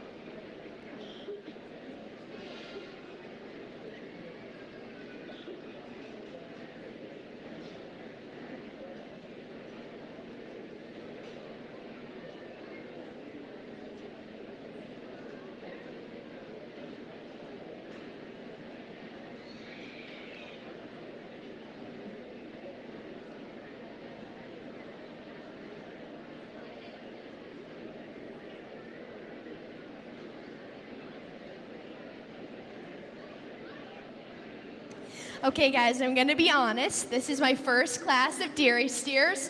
But again, market fundamentals, right, of width, muscle, and just good cattle. And I'm going to use the red steer to win and the yes young man to go second. I just think the red steer is stouter.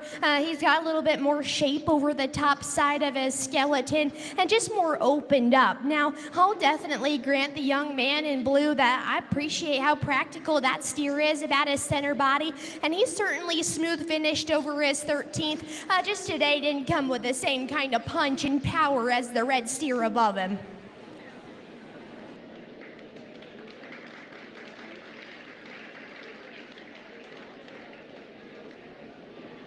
Congratulations, your class winner goes to Gabe Elliott. And second in the class to Brylan Bowman.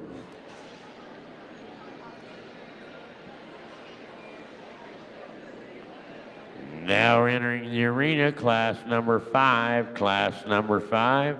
It'll be a single entry in this class. Entry being shown by Sam Fleener.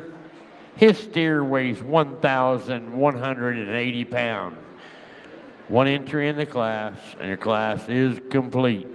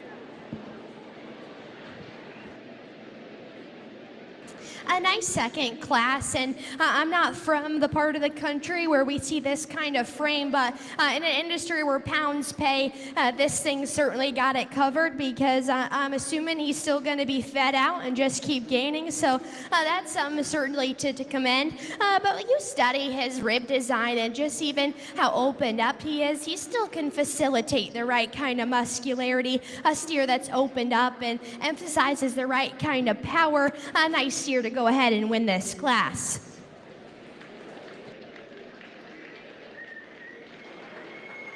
Congratulations, your class winner. Class winner goes to Sam Farmer.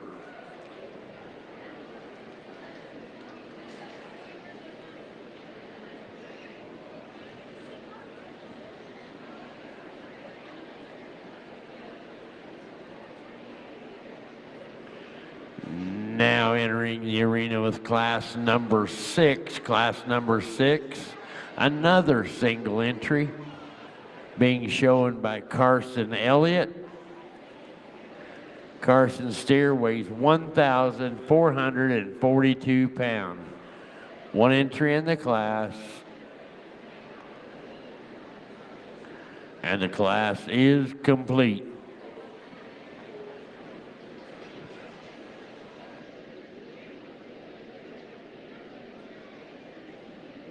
Immediately following this class, we will be showing for Champion Dairy Steer. Immediately following this class, we'll be showing for Champion Dairy Steer.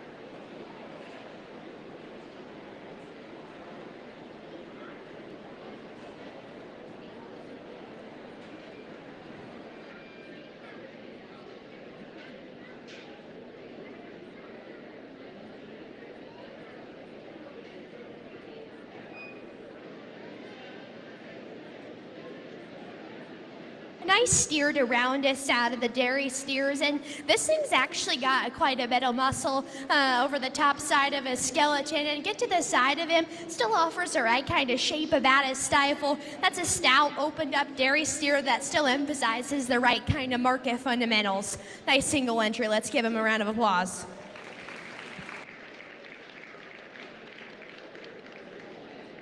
Congratulations, your class winner goes to Carson Elliott. Carson Elliott. Now coming back in with the first place animal from class number 4, we have Gabe Elliott. From class number 5, class winner, we have Sam Farmer. And from class number 6, Carson Elliott. We're showing for Champion Dairy Steer.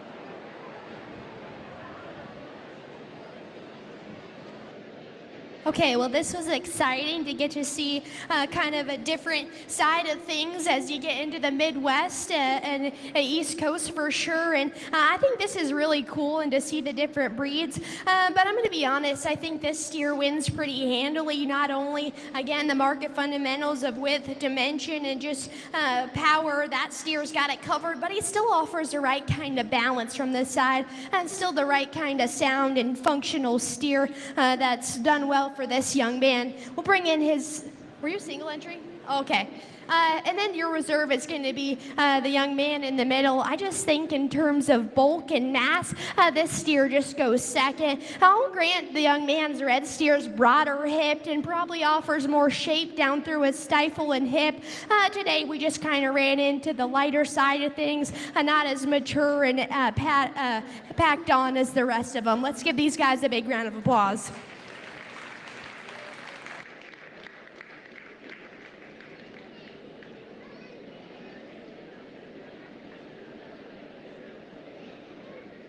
Congratulations.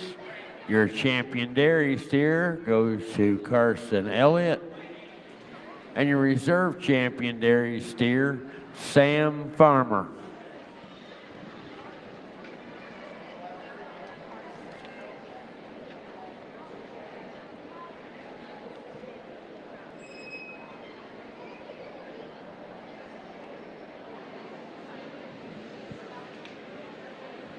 You're having fun.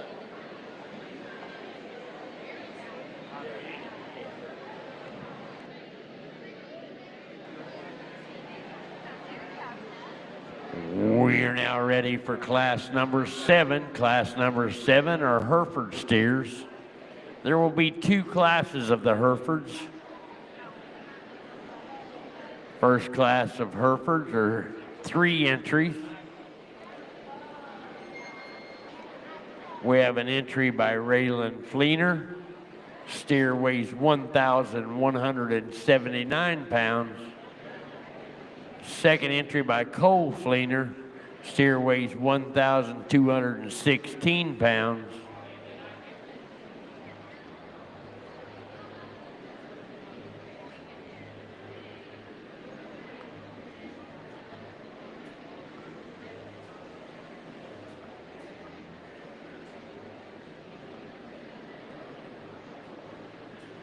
And a third entry by Kenley Wright. Steer weighs 1,281 pounds.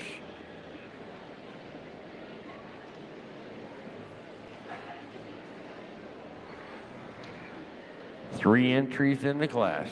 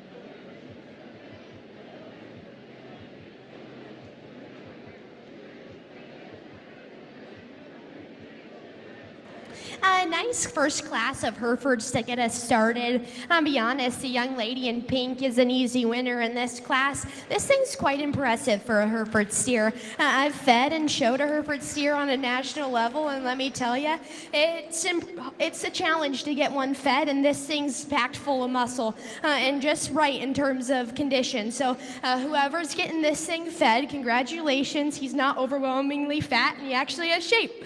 Very cool. I think second and third get kind of close because there's some trade-offs, but the young lady is going to be in second. That's a stout, opened up, and moderate kind of steer that just reads practical.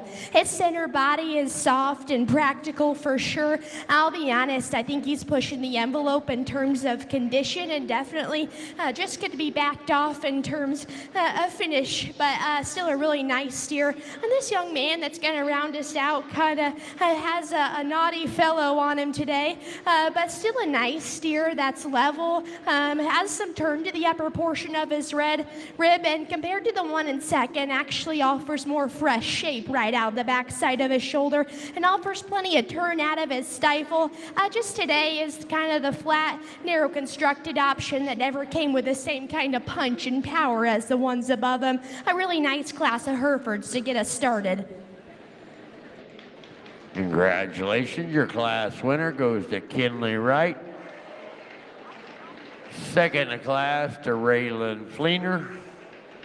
And third in the class to Cole Fleener.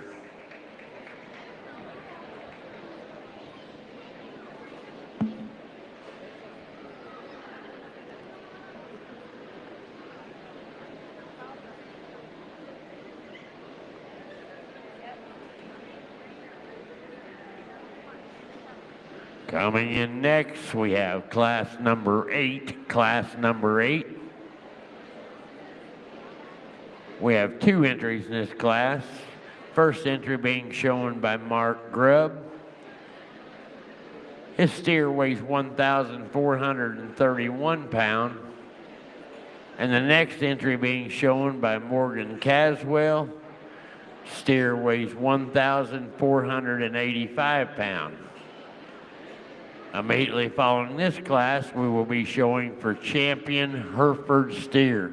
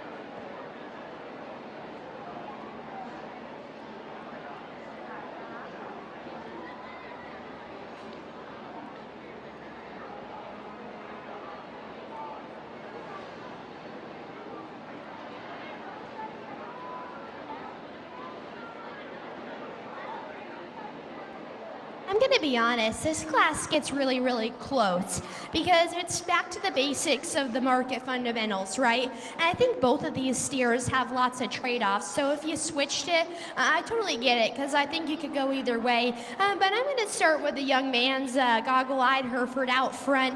And I think this thing screams efficient cattle. That's a bold, practical-bodied steer that still offers the right kind of shape and just turn about his stifle. Is he perfect? to know. I think he gets a notch frail and just plain from the side, but that's not to take away from a real market fundamental and super big shaped steer to go first. Now, I won't lie to you, I think the steer in second is probably just a little bit cleaner in terms of his finish, and definitely is the big featured and stout option. I prefer that he's stouter out of his hip and just more opened up throughout his skeleton, but studying this steer's rib design, and I think that his flat forerib just never allowed him to facilitate the same kind of just spread up high, but still a really nice steer for this young lady to go second.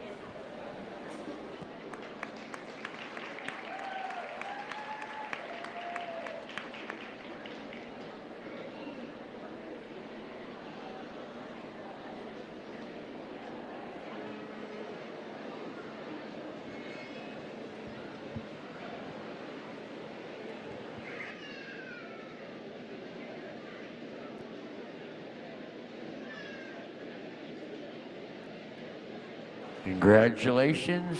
First in the class goes to Mark Grubb, and second in the class to Morgan Caswell. We are now ready to return and show for champion Hereford steer. Show for champion Hereford steer.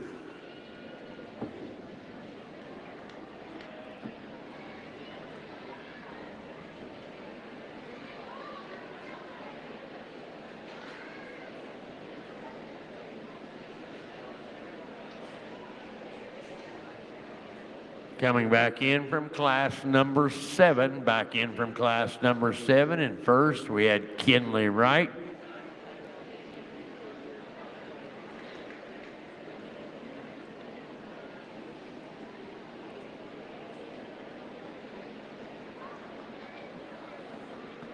And from class number 8, first place, we have Mark Grubb. We will be showing for champion Hereford steer.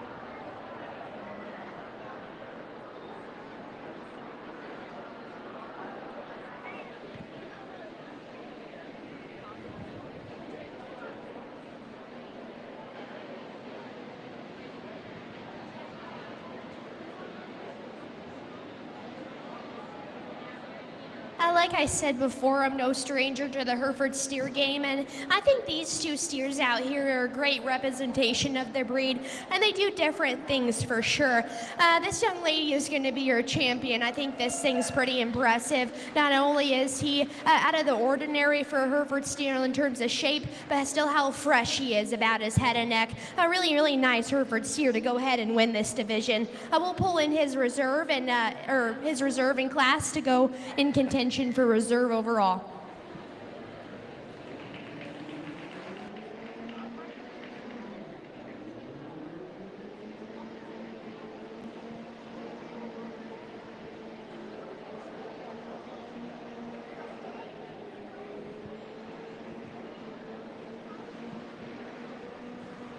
Get this other goggle-eyed baldy steer out here, and I think they're really similar. It's just one's at a later stage in the game. A young man in the cowboy hat's going to be your reserve. That's just a stout, super fundamental steer to go reserve. Let's congratulate those young individuals.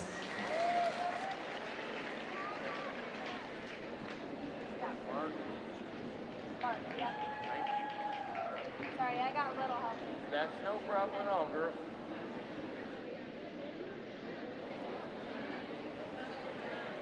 Congratulations, your champion Hereford steer goes to Kinley Wright.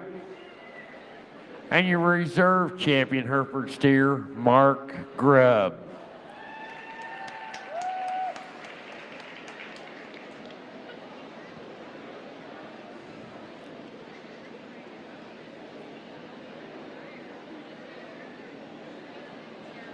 We should now be ready for class number 9. Class number 9.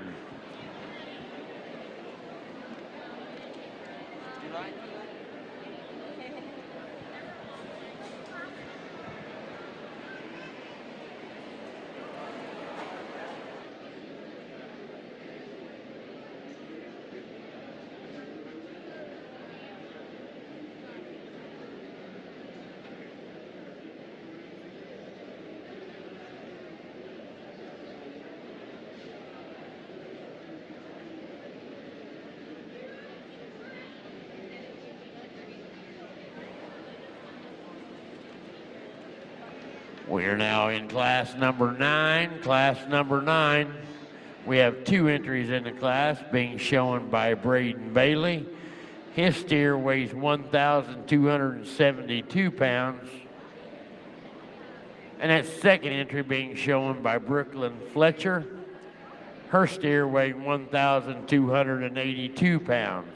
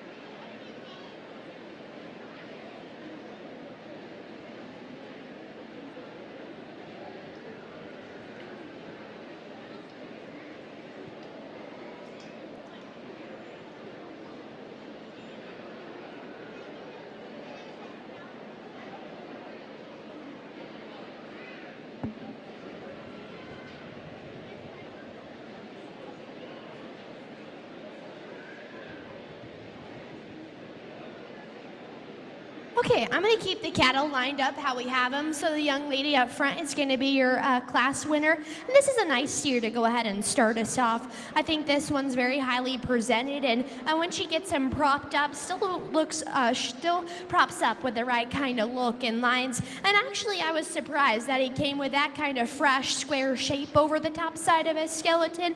That does see perfect about his hind ankle, and maybe just want to search out on his hind legs ever so slightly.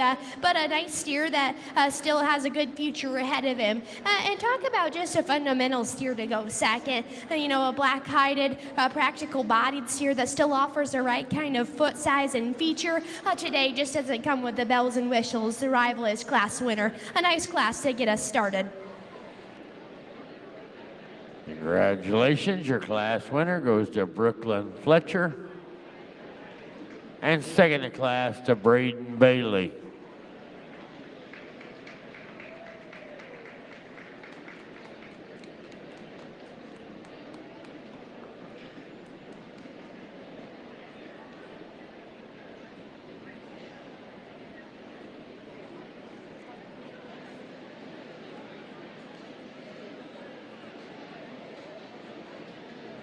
We are now ready, should be ready for class number 10. Class number 10.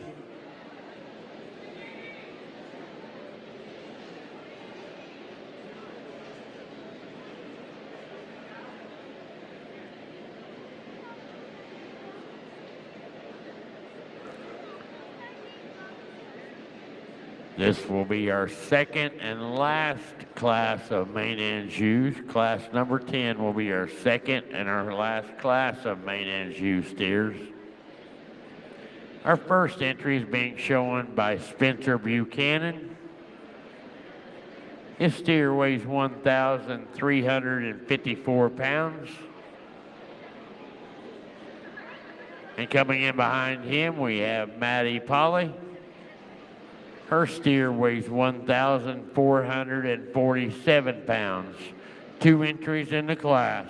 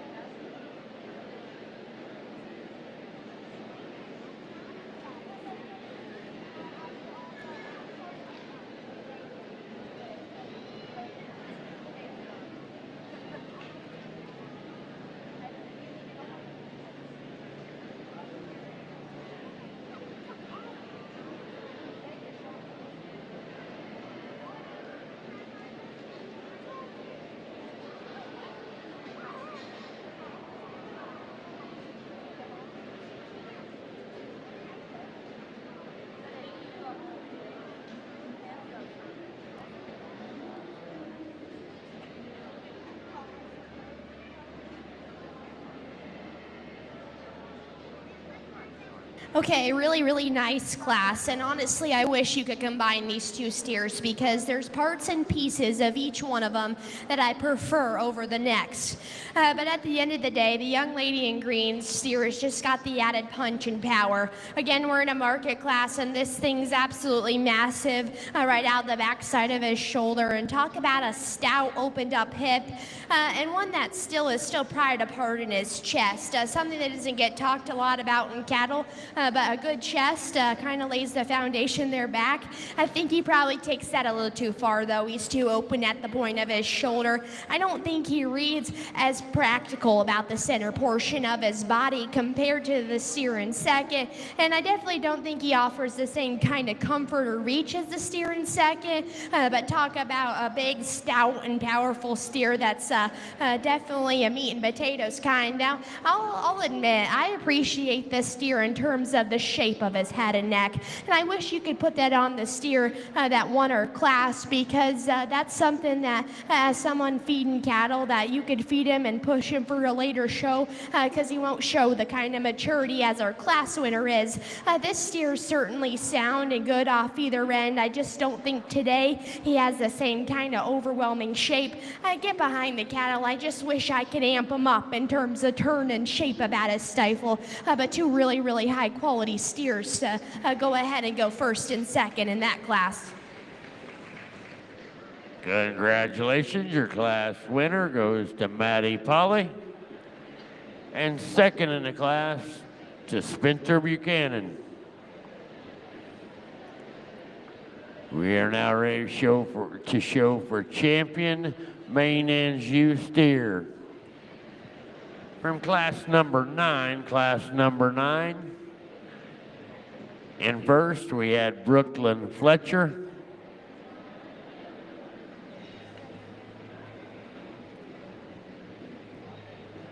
And from class number 10, Maddie Polly. Showing for champion main and ewe steer.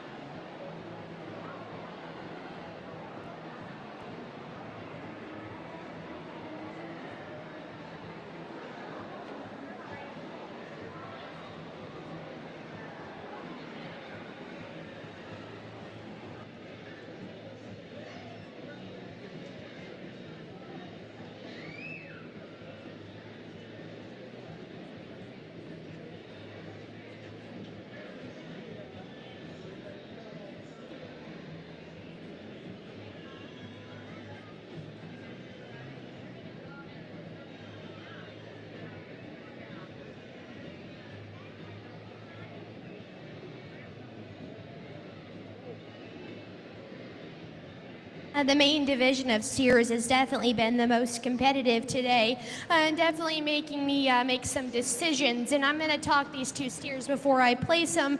The young lady in the light green has a big, stout, big shape steer that leaves out of a massive hip, and yeah, still from the side, still pieces together right. I think he's mature about his head and neck and too open at the point of his shoulder. But in terms of hide and skeleton, for all the power he does possess, still offers the right kind of comfort out of his hind end. I still am a fan of this steer, the young lady in pink. That's a fresh-haired, good-looking steer that dominates in terms of just look past his shoulder. Today, the more moderate option, I don't think has the same kind of turn about his lower rib or sweep back into his flank. And I think he just gets a little bit tight about that rear pastern, but one that down the fall I think could have a very, very bright future if managed properly. I'm going to have to stay with the champion, with the young lady in green, and we'll bring in her second in place in class in contention for reserve.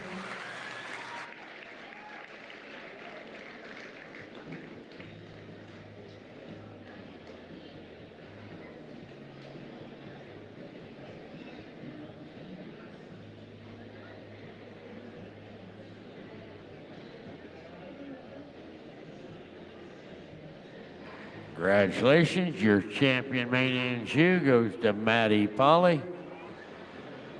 Second in that class, we had Spencer Buchanan, so we're now showing for reserve champion.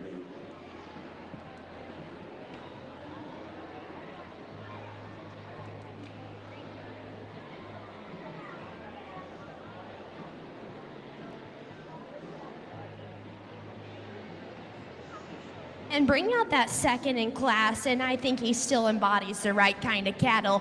I mean, from this side, I think this one paints a pretty nice silhouette. That's a practical bodied, opened up steer that still comes with the right kind of muscularity and finish. I don't love him from behind. I wish I could just stouten him up and power him off of either end of his skeleton, but talk about a good-headed, good-looking steer from the side.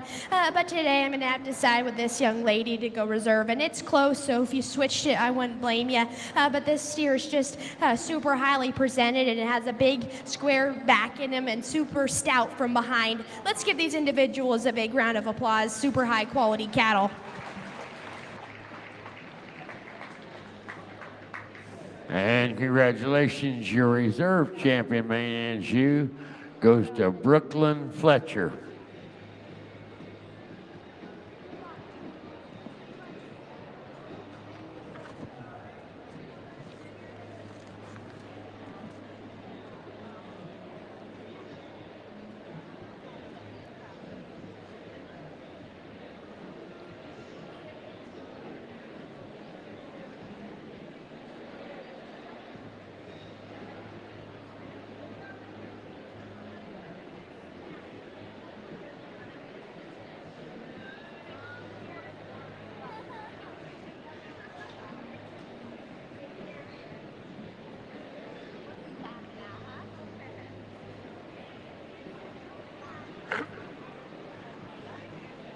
Now entering the arena, class number 12. Class number 12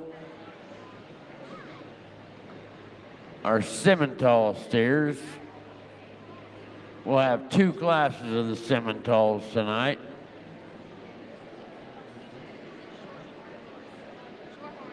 I apologize, I skipped one. Shorthorn Plus, Shorthorn Plus. We have a single class, the Shorthorn Plus, with 2 entries.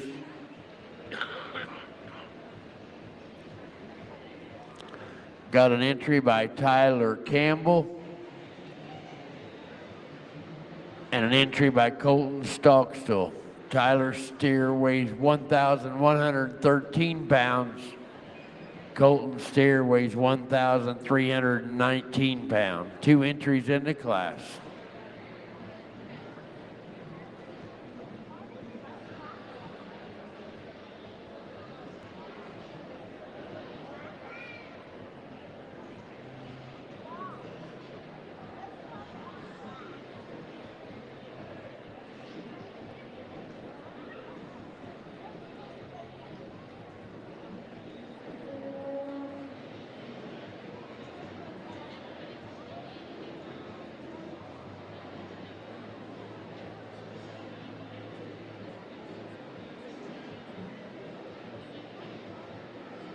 Two steers out in the Shorthorn Plus division that I think are just at different curves in terms of maturity. The young man back here is going to be your class winner, and talk about just a practical market steer. That thing's got the right kind of shape and condition, and yet is still bold about his center body and stout out of his hip. Do I think he paints the most unique silhouette from the side? No, but that's still a stout and burly opened up steer. A young lady steer in second definitely offers the right kind of look and extension past his shoulder. I just don't question if the flat-sided option came with enough shape today, but still a nice steer to go second. This will be your champion to reserve Shorthorn Plus. Let's give them a big congratulations. Congratulations, your class winner goes to Colton Stockstill, and he also will be your champion Shorthorn Plus. Second to class to Tyler Campbell, and she will be your reserve champion Shorthorn Plus.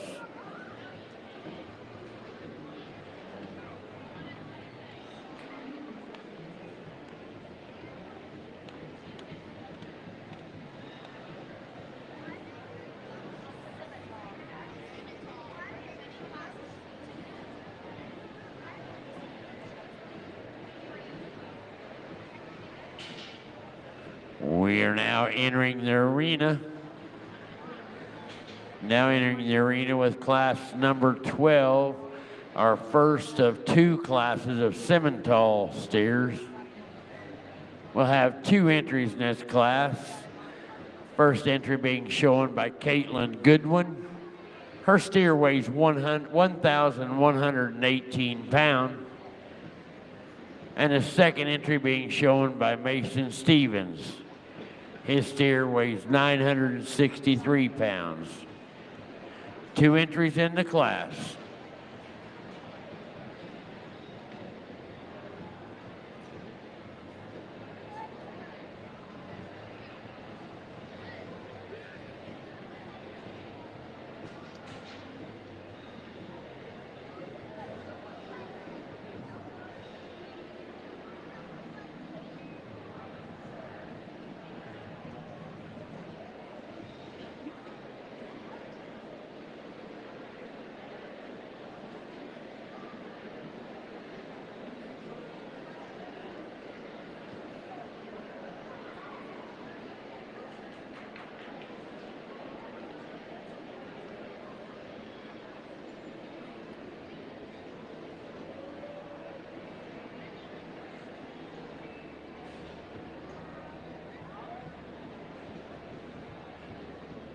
A nice class of semi-steers, and honestly, it's who packed it on faster, and that's going to be the red steer. His rib shape and just a more opened up skeleton just allow him to facilitate the added shape and muscularity up high.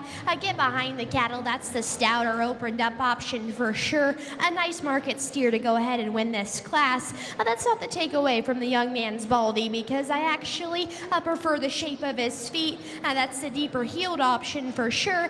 Just one, I think that his rib shape and tight forerib never allowed him to facilitate the kind of spread and shape up high as the one that went ahead and won the class. But still a nice steer that has a lot of future ahead of him. Congratulations, your class winner goes to Caitlin Goodwin. And second in the class to Mason Stevens.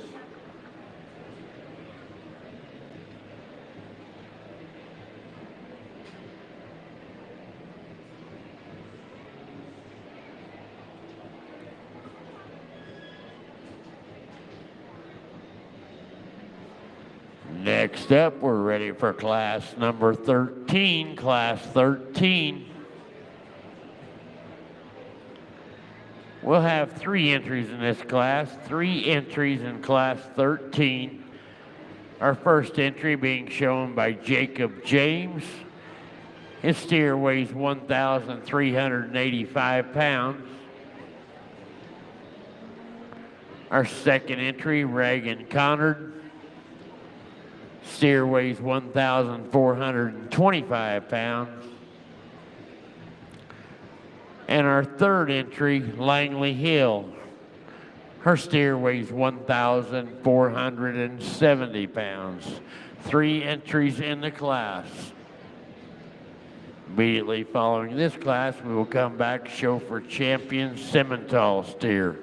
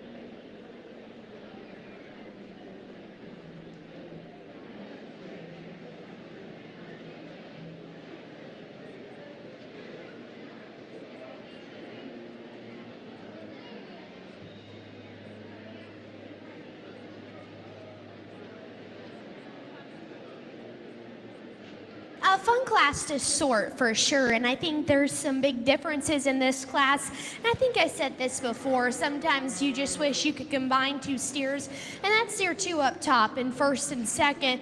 Today I'm going to have to side with the Brockle to win the class. I just think he's more aggressive in terms of shape up high, works it back into a broad, square hip, and that thing's pried apart off either end of his skeleton. And yet for all that punch and power, still props up with the right kind of look and lines from the side. Now, I wish I could change him. You watch him go away and he wants to fade down low. He's got a big square hip, but right down low, he wants to kind of cross and just not stay as genuine and opened up as the steer we have in second. And that's where I appreciate this calf, because this is a stout, opened up steer that definitely stays more true and square as the cattle leave ya. Just gets real close. This family's done a great job being this one because his forerib just is a touch flatter and it's reflected up high. Doesn't handle with the same kind of aggressive square touch, but one that's still a stout opened up steer to go second. And if we're just talking about practical cattle, that's the steer in third. This thing is definitely packed it on in terms of shape up high. His upper rib shape has allowed him to facilitate the right kind of meat animal shape and works it back into a stout hip. But get to the side of the cattle and never came with the same kind of look or lines to compete with the ones ahead of him. Let's give those guys a big round of applause. Nice steers to sort.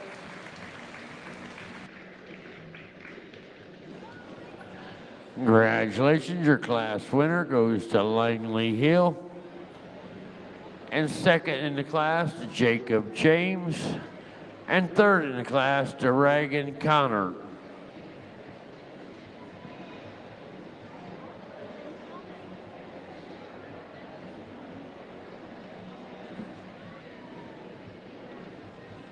We're now ready to show for champion Simmental steer. From class number 12, we have Caitlin Goodwin coming back in.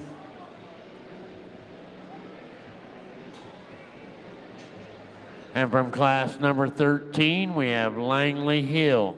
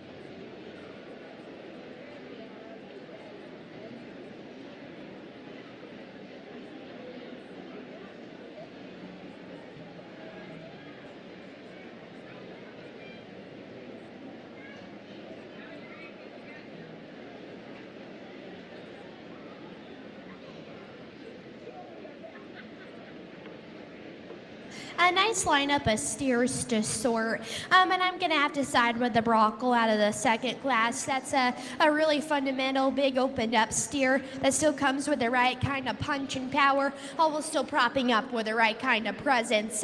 Let's bring in his second out of that class.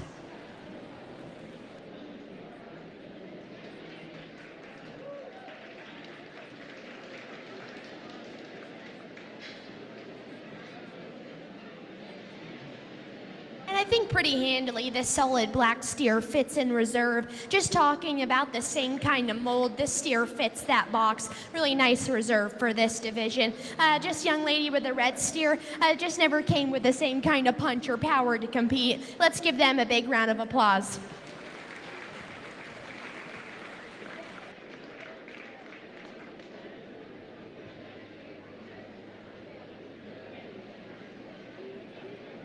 Congratulations, your champion Simmental steer goes to Langley Hill.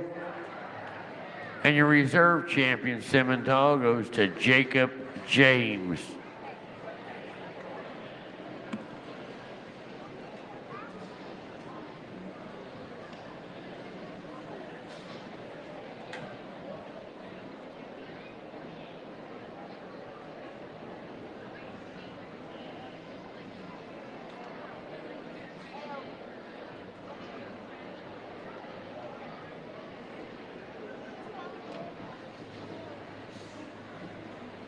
We now have entering the arena class 14, class 14.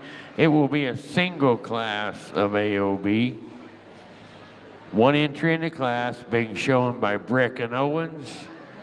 Steer weighs 1,079 pounds.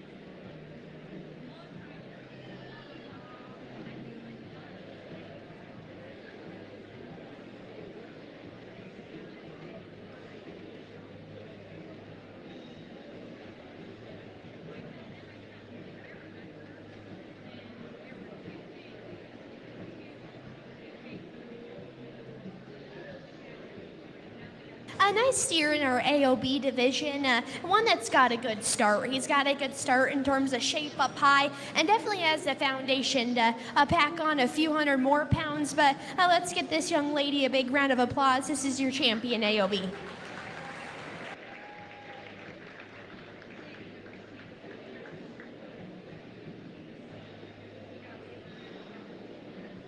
Congratulations. Your class winner and your champion AOB goes to Brick and Owens.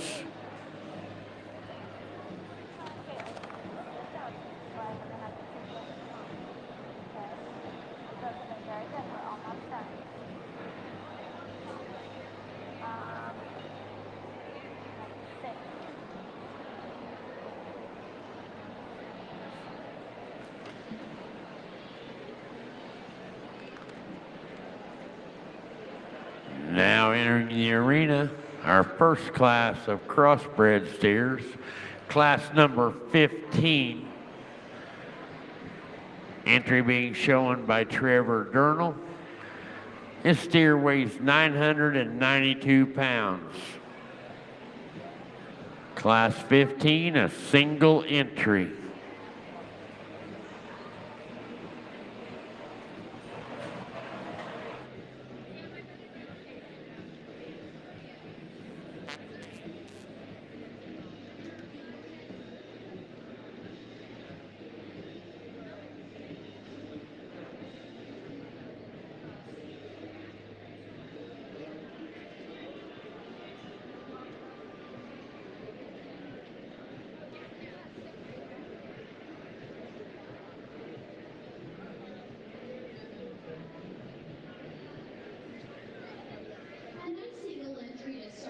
crossbreds. And let's be honest, the average steer going to slaughter weighs 1,800 pounds. So realistically, this guy still has half the weight in front of him. And honestly, he's only going to get better. And actually, right now, this steer has got some raw, big shape up high, and as the added foot size and feature, a nice steer to get us started.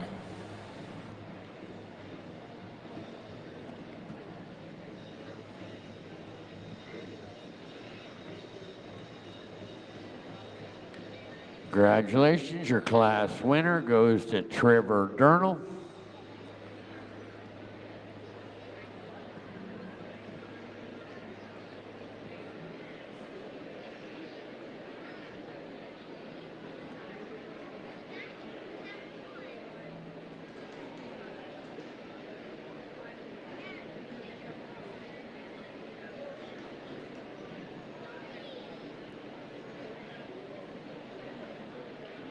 Now ready to enter the arena. Now ready to enter the arena with class number 16, class 16.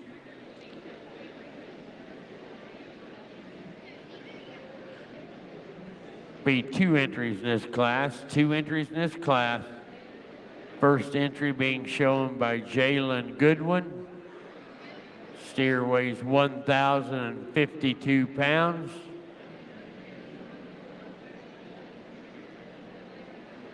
Second entry being shown by Garrett Goodwin, steer weighing 1,073 pounds.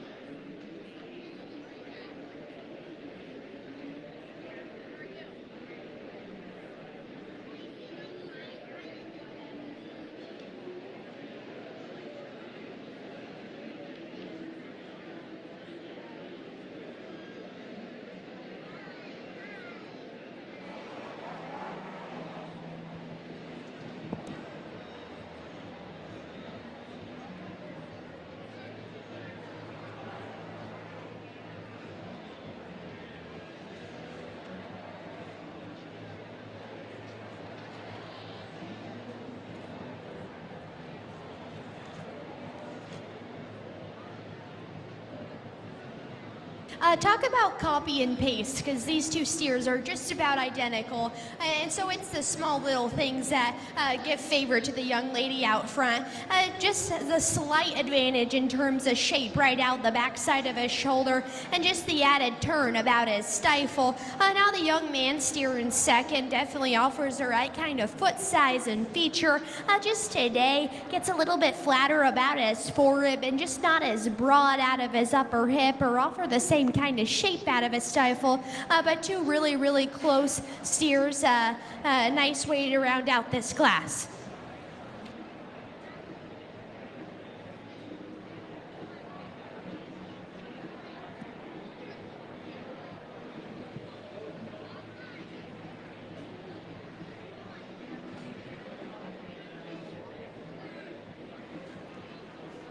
Congratulations. Class winner goes to Jalen Goodwin. And second in the class to Garrett Goodwin. We are now ready for class 17. Class 17. We will have 4 entries in this class, 4 entries in the class.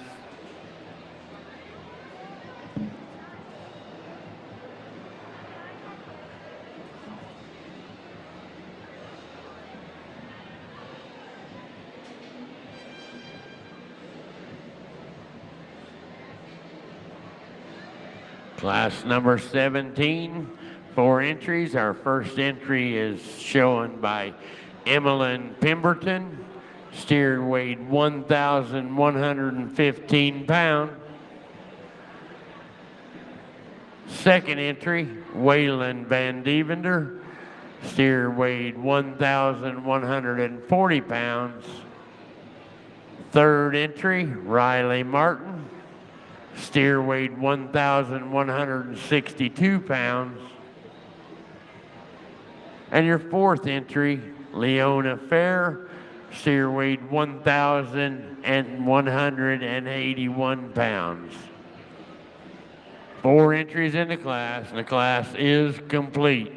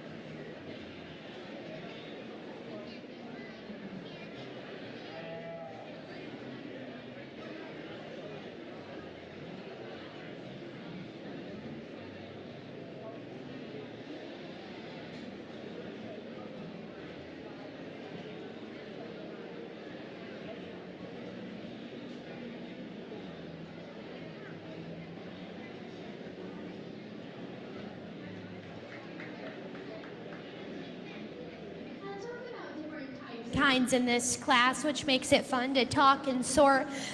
If you're unfamiliar, this steer back here, his name is Superstar, and he's going to be your class winner.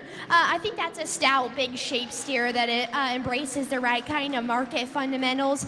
Do I think he's perfect off either end? No, but in this class, he's the best combination. And second is going to be this young man's black steer. And talk about just aggressive, square shape up high. He's loaded with it. And with, I think, all that power, it comes at a price. He's pretty rocked forward in his front skeleton and definitely needs to be leveled and loosened out of his hip. But a big, heavy muscled steer to go second. Third is going to be this red steer. And talk about being the most practical about his center body. And honestly, probably props up with more look and lines from the side than our second place steer. But today, Get Behind the Cattle never came with the same kind of true power or just shape. A young man with the black steer is going to round us out and talk about an extended dead level steer that just never came with the same kind of punch and power to play. A nice class of crossbreds. Congratulations, guys. Congratulations, your class winner, Leona Fair. Second in class, Waylon Van Devender. Third to Emmeline Pemberton. And fourth to Riley Martin.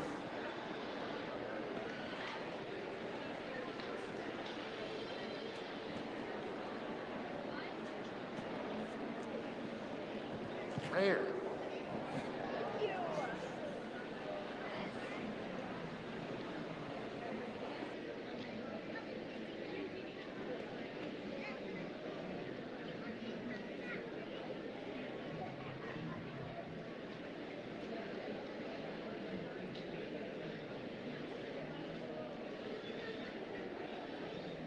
Now ready for class number 18. Class number 18.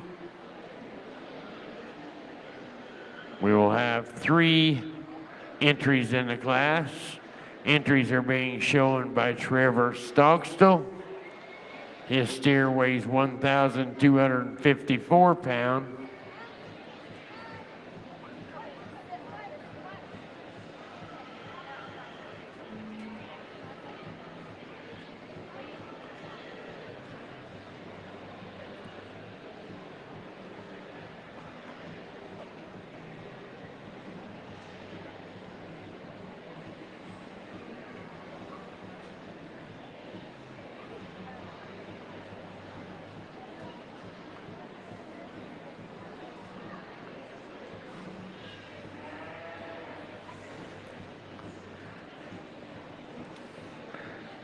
An entry by Tyler Patterson. His steer weighs 1,275 pounds.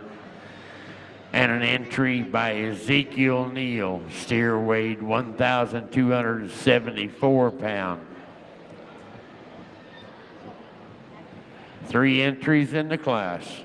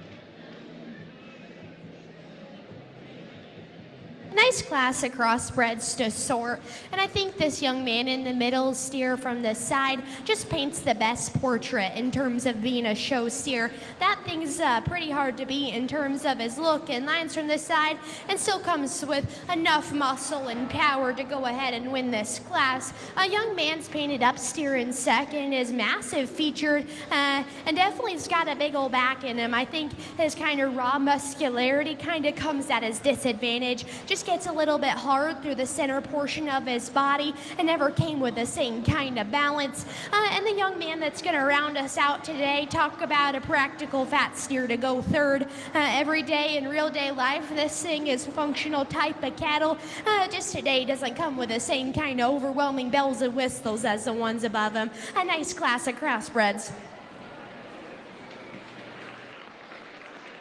Congratulations. Congratulations, your class winner goes to Tyler Patterson.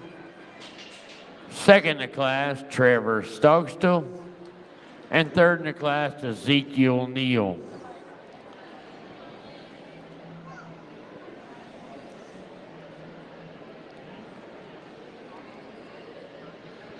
We are now ready to enter the arena with class number 19. Class number 19.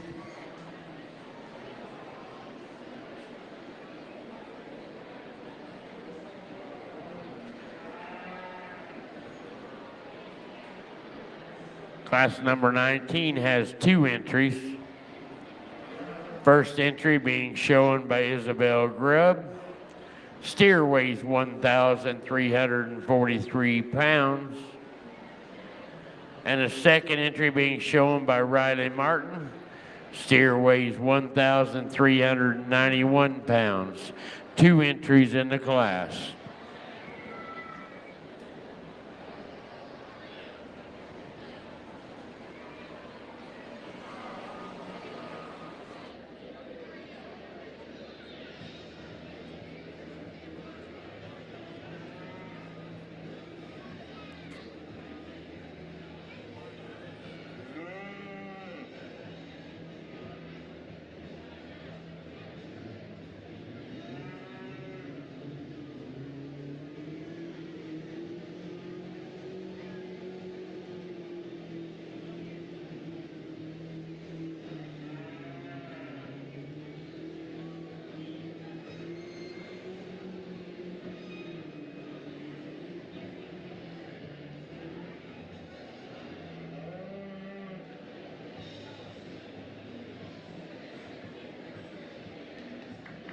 nice set of crossbreds and two cattle that lie on different sides of the industry. Smoked Steer is going to go ahead and win the class, and this thing's fed out super nice. Not only is he big shape, but still comes with the right kind of finish, one that still balances from the side. Do I think he's showing some maturity about his head and neck, and just his chest, just a shot, but a really nice market steer to go ahead and win. And talk about functional cattle in the brockle. That thing's practical bodied and super sound off either end. Just today, real typical with these super sound cattle, never came with the same kind of intense shape or just sheer power as the one above him, but still a really nice steer for this young lady. Good job.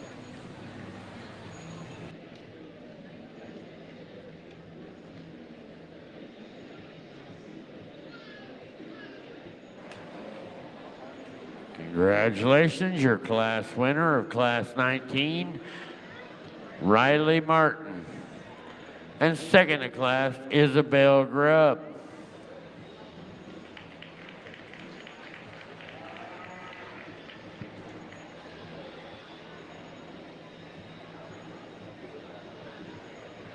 Now ready for class number 20. Class number 20. We'll have 2 entries in this class, 2 entries in the class. The first being shown by Cruz Redden. His steer weighs 1,456 pounds. And the second entry in the class being shown by Tucker Campbell. His steer weighs 1,533 pounds.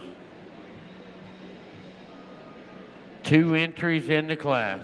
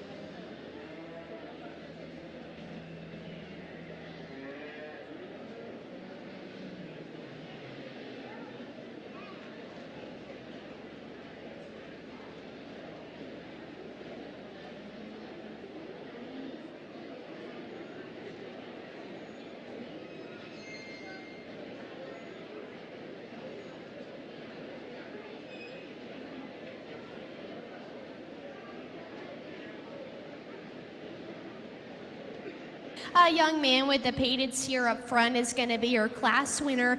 This is a big, stout, moderate frame steer that's robust about the center portion of his body, and sure is impressive when you get behind the cattle because he's big and stout, square-hipped. Is he the freshest about his head and neck? No. Is he the most comfortable out of his rear pasture and hawk? No, but he's certainly sound enough and a super nice market steer for that young man. That's not to take away from this predominantly black steer in second, because I think this one is more relaxed in the angle of his shoulder and probably offers more extension past that. Just today never came with the same kind of extreme shape or power found in the painted steer above him.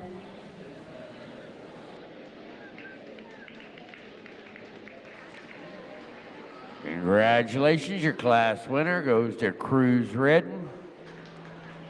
And second in the class, Tucker Campbell.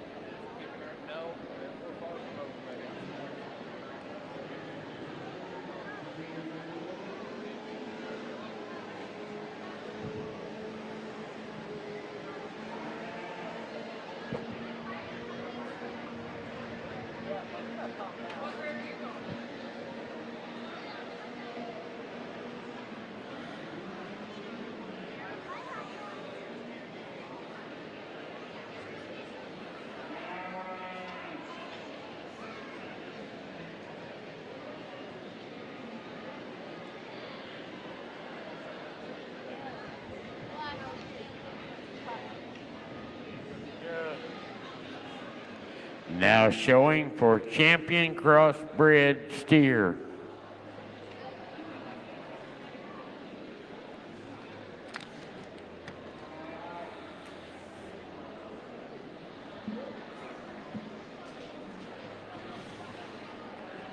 Class number 15,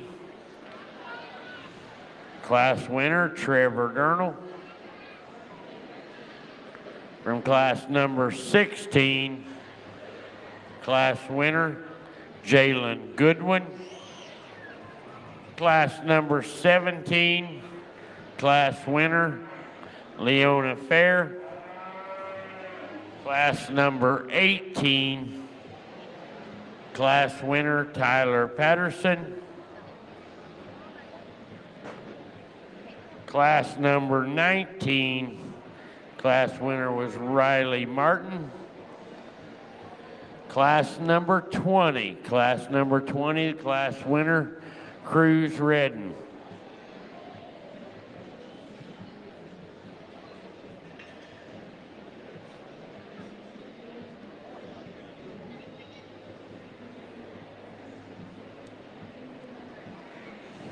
Showing for champion crossbred steer.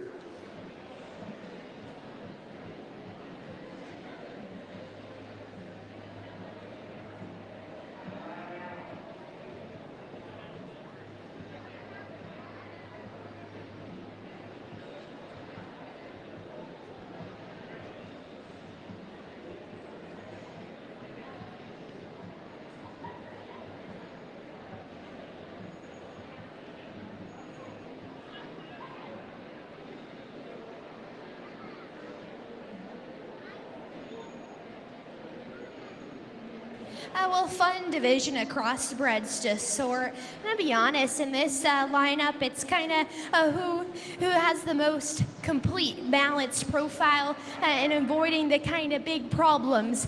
There's not one that just really screams, I want to win, but I think there's definitely one that needs to win, and it's going to be this young man with the black steer. Just in terms of being a show steer, he does it the best. Do I think he's the biggest muscled, the stoutest, most opened up calf? Absolutely not. He needs more there, but he does the best everywhere else. That's a good looking, super sound steer that'll go ahead and be your champion crossbred. Let's bring in the second to that class.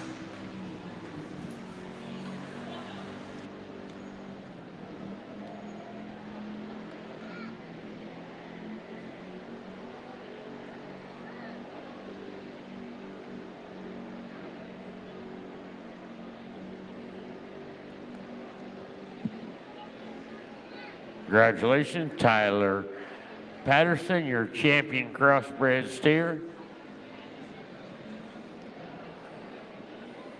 Standing behind Tyler, we come in with a second place animal shown by Trevor Stogstall.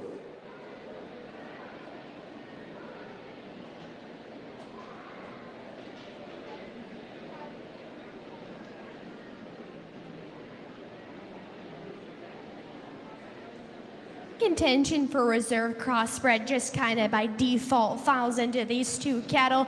But today I think that the young man's paint steer is just overwhelmingly big shaped and stout, and definitely a nice market steer. Still credit the Shar steer. That's a big legged and opened up steer. I just never came with the same kind of look or lines from the side. But let's give them a big congratulations.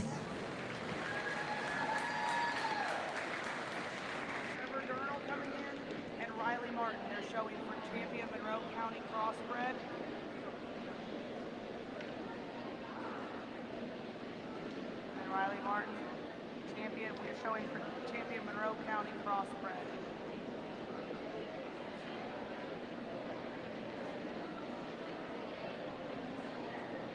And we'll have to do a champion bred and owned cross.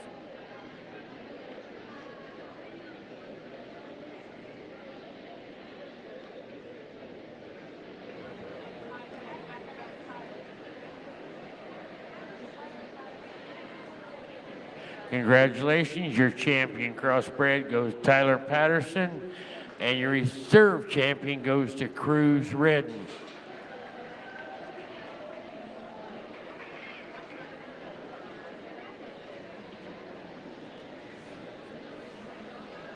Do they know?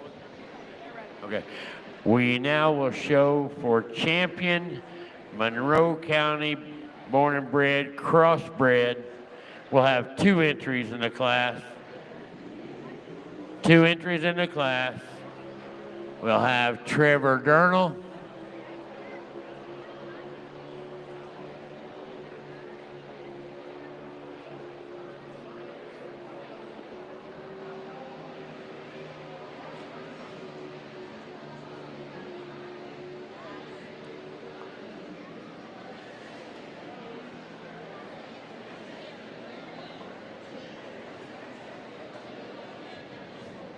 Coming in for champion Monroe County born and bred crossbred.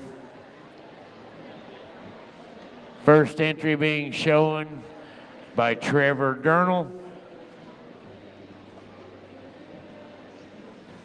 And behind Trevor, Riley Martin. Showing for champion and reserve, Monroe County born and bred crossbred.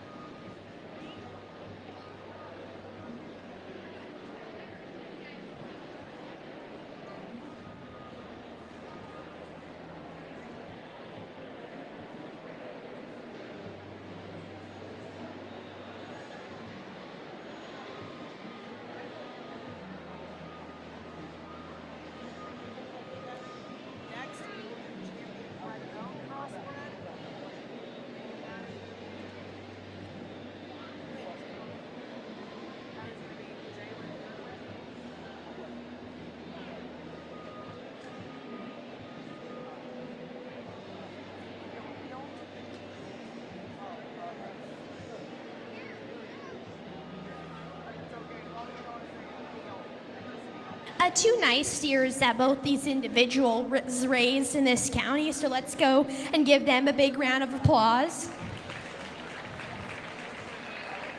There's kind of some trade-offs between these 2 steers, so if you switch it, I get it. I think they're both green cattle. Their best days are still ahead of him, but today this black steer is just in the better rig. He's bolder, more opened up, more filled out through his forerib and back through his flank, and this young man gets him to set up, and he actually reads with the right kind of look and lines. That's not to take away from the red steer, because this thing's actually broader at the top side of his hip and offers the added foot size and feature, but today the real green steer just needs to be softened up through his rib, and I'd like to see him just come with the added substance today, but that'll be your champion in a reserve bred and born steer.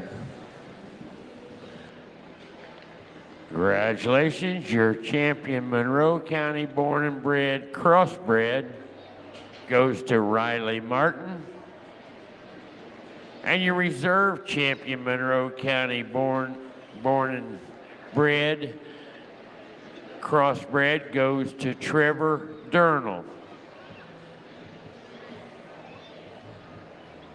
We are now ready for bred and owned. We will have 3 entries. Yes, bred and owned crossbreds, I apologize. We'll have 3 entries in this class. First entry shown by Jalen Goodwin.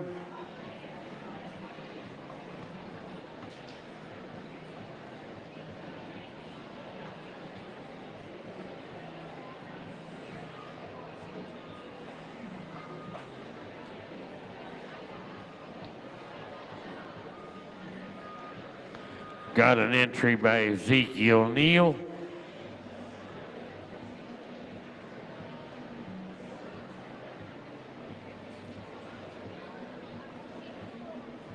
And an entry by Isabel Grubb.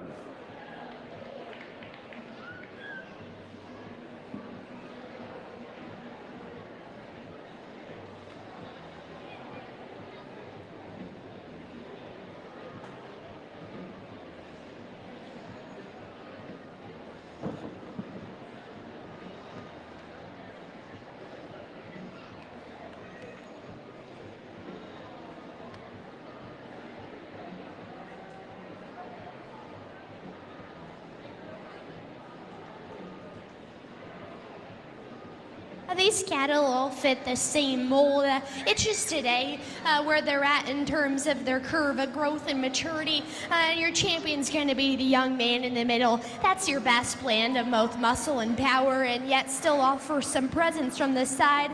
In reserve is going to be the young lady's steer back here. That one's the second stoutest. He's the bolder about his upper rib, and a nice steer to go second. That's not to take away from the young lady in third. I just think he's on the greener side of things today, and a steer that's only going to get better with some time and feed. So let's congratulate those guys.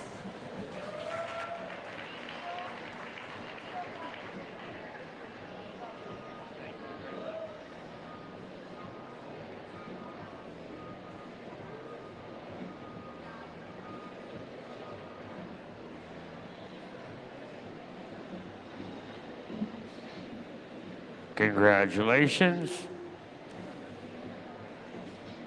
Champion bred and owned goes to Ezekiel Neal. And your reserve champion bred and owned, Isabel Grubb. Let's put her together for these young people.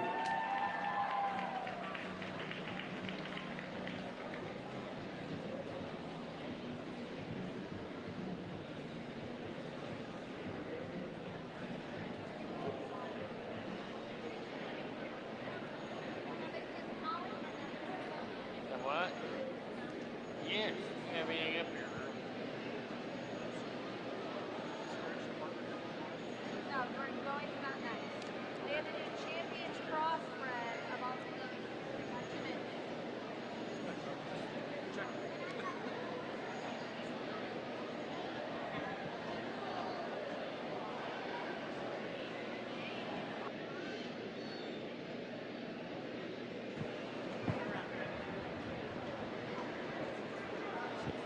We now should be ready for Class 21. Class 21.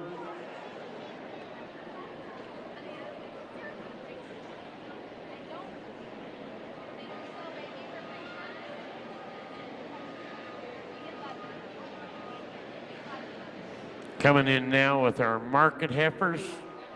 Market heifers, we should have 2 entries in the class.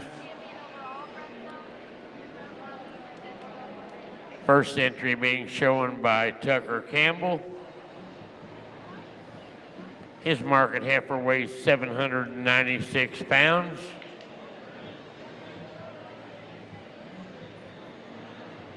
Next entry being shown by Reagan Stockstill. Her market heifer weighing 1,125 pounds.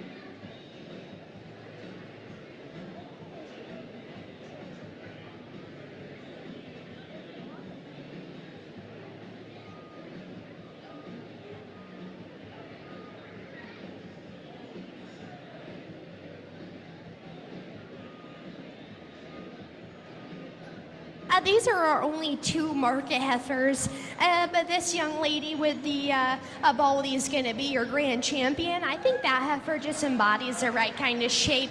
She's bold about her center body and certainly leaves out of a stout hip. And yeah, for all that punch and power, still offers the right kind of flex and comfort when she circles the ring.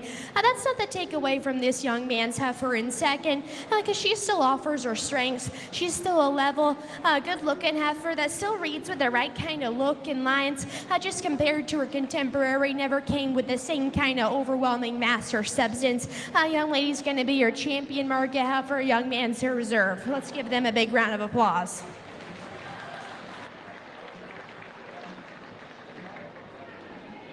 Congratulations, your champion market heifer goes to Reagan Stockstill.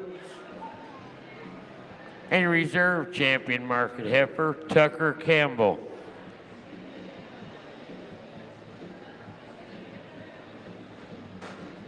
Okay. These were the champion.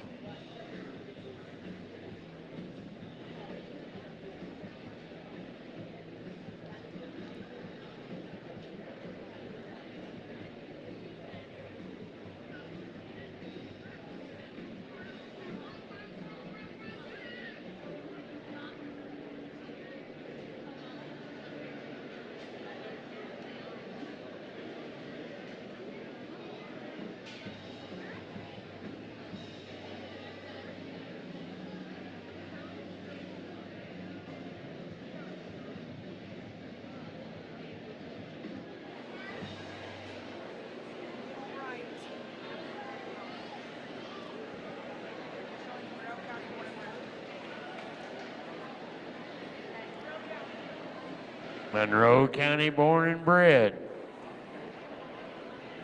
We have Harlan Van Devender, Kinley Wright,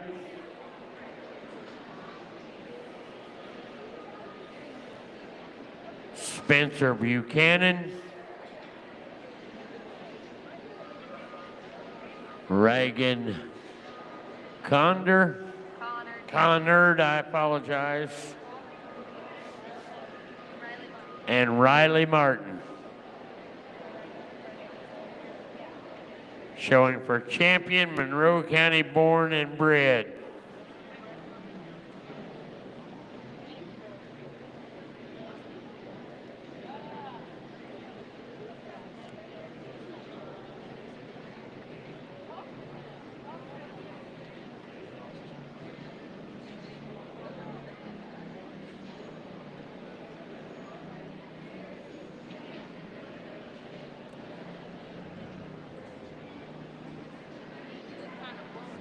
These are for bread now.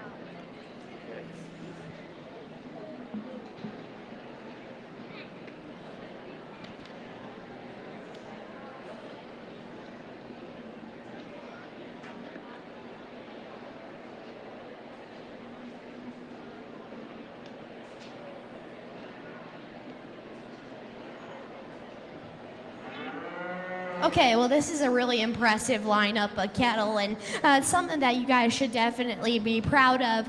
I'm going to be honest, I've had a favorite, and it's this one. I think this steer is pretty cool. He fills a lot of my boxes. That's a really complete, good-looking steer, and that young man should be pretty proud of his project. I think it gets a little closer between champion and reserve, and I think the smoked steer just has to go second in terms of the added bulk, mass, and muscle. I'm a big fan of the Hereford. Today he can't compete with the added shape and power found in the smoke ahead of him, but a really, really nice Hereford steer that is really exceptional for a breed. Let's give these guys a big round of applause. These are pretty impressive cattle.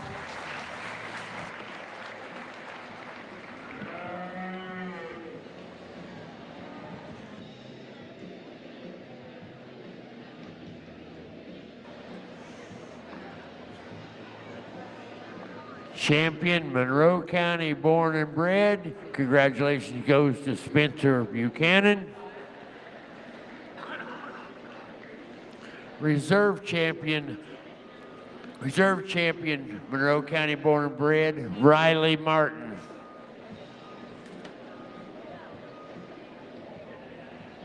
Van Devender, just kidding. Van Devender. It was Van.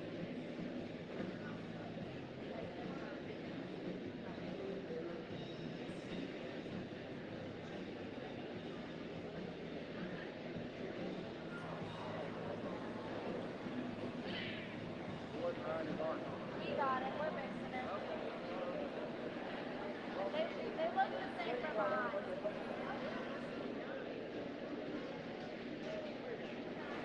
Champion, Monroe County born and bred, champion Spencer Buchanan, and reserve champion, Monroe County born and bred, Harlan Van Devender.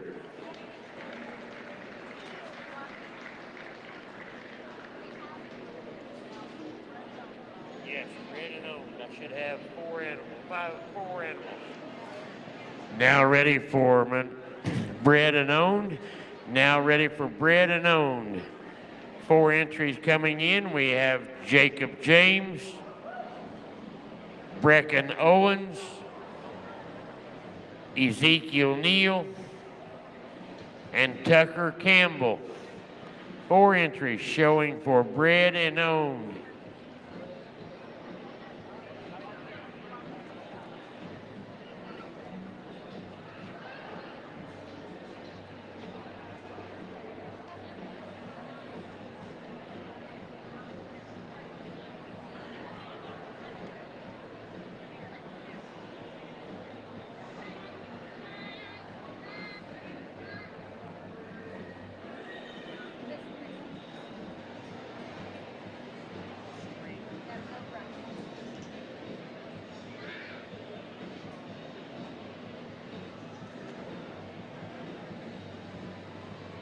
We have 3 entries in the class.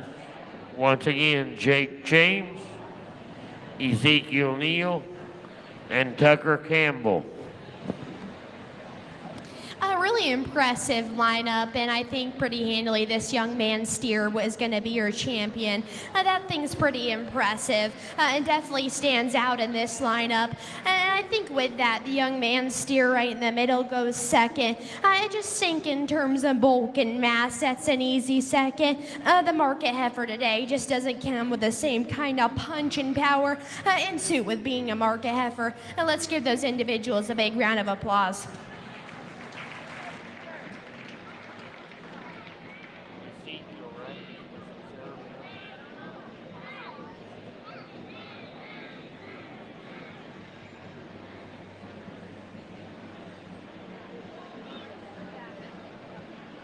Congratulations.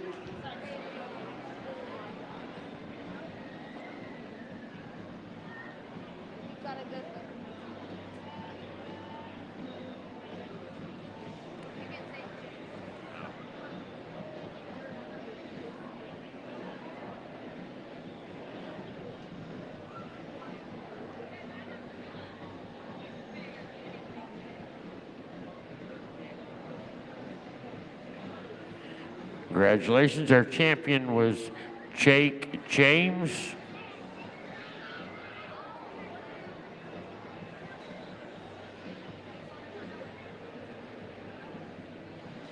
Now showing for reserve champion, bred and owned. That was my bad when the red steer comes out. I think he replicates the black steer's kind, and he emphasizes the same kind of bulk and mass. I just think the black steer handles it on a better framework. Red steer's still stout and opened up, but gets kind of questionable from the hind, wants to just slightly bow out in his hock. I'd like to change him in his feet, just gets a little bit long-toed. Young man, you'll still be our reserve. Let's give them another round of applause.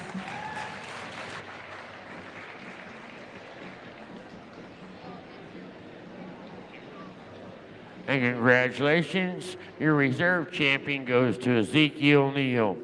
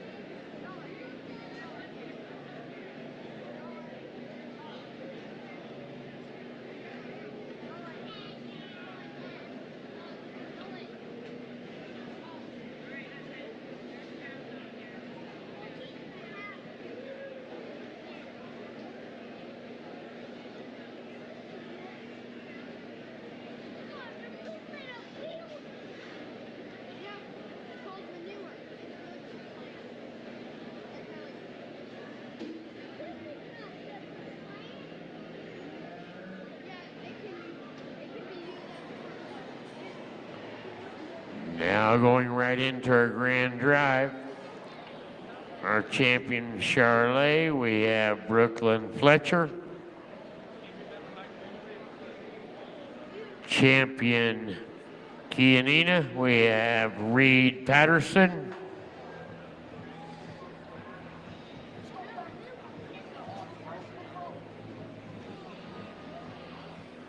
Hereford. Champion, we have Kinley Wright.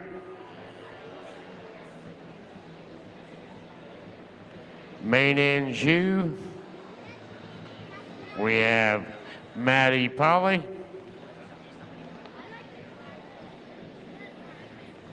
Shorthorn Plus, Colton Stockstill. Simmental, Langley Hill.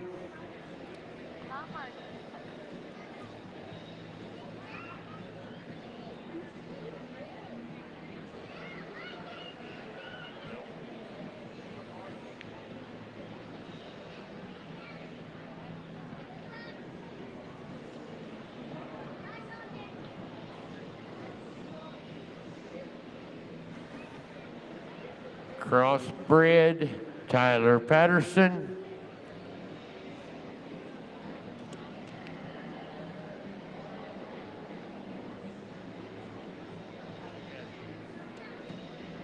Reagan, market heifer. Stop. Stop. Yep. Reagan Stockstill with her market heifer.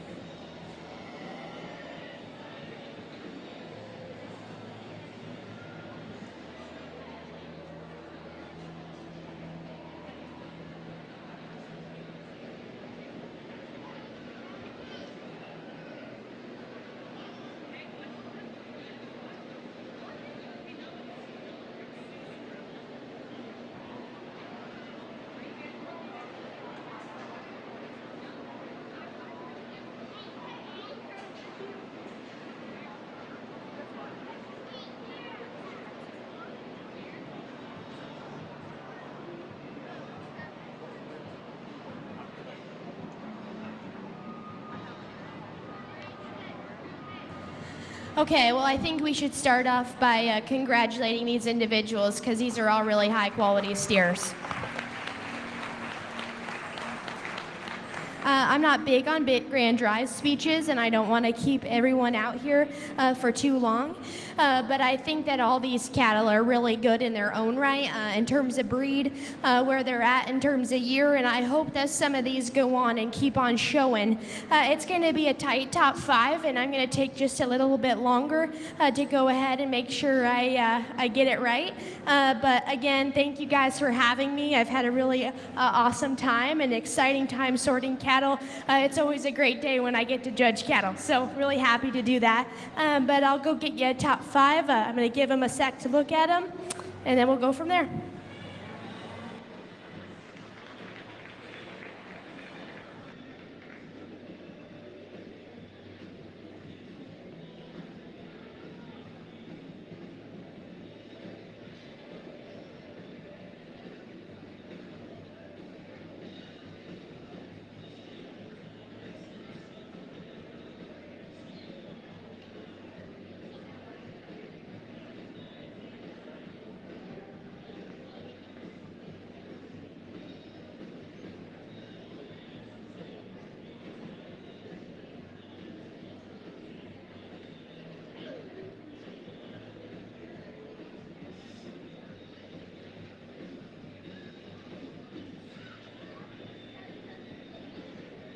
Okay, I'm going to be honest. It gets pretty close between your champion and reserve, and I'll bring in reserves as well. But I want to talk these two cattle because I think they're pretty impressive. I'll start with the orange steer. Just talk about massive feature. That thing's got a huge set of leggings and feet on him, and that's something in 2025 in the show world that is big right now, and I'm certainly a big fan of that. That's still a big, heavy muscled steer that's opened up. Do I think he's the most robust about his forerib? No, but that's a nice steer that still props up with the right kind of look. If I'm being picky on him, he does get a little twisty up front, and I don't think from behind he's the most massive, but a really nice steer that definitely is impressive. This steer's also impressive. It's kind of hard not to gravitate him from the side. I mean, look at that thing. That thing's basically something you see as a portrait, as a show steer, right? The look and lines in that steer is pretty incredible. I do think he's showing a notch of age about his head and neck. That's being picky on him. My biggest problem with this steer is when he leaves you.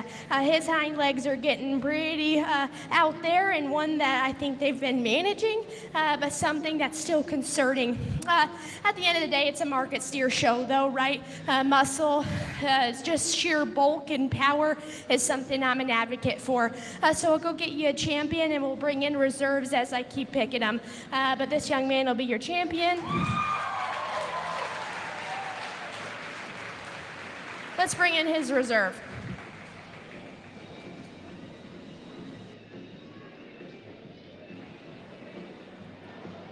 Congratulations. Your grand champion 2025 goes to Reed Patterson.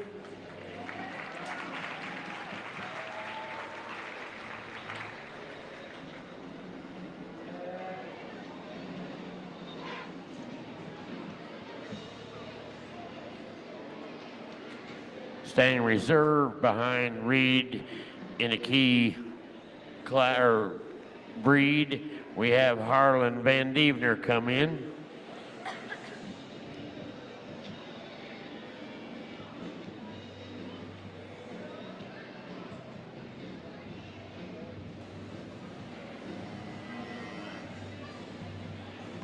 I like the reserve steer, but this orange steer is going to be a reserve pretty handily. Really nice steer. Congratulations to Brooklyn Fletcher with her Charlet steer. And then I think it gets interesting, and from here in consideration is this black steer, the painted up steer, and then the crossbred. And I think it's a game of balance because none of them are built right, or there's just something that needs to be tweaked. But again, in terms of just finish and shape and muscularity and power, this is your next stoutest, biggest muscled steer to go third. We'll bring in his reserve.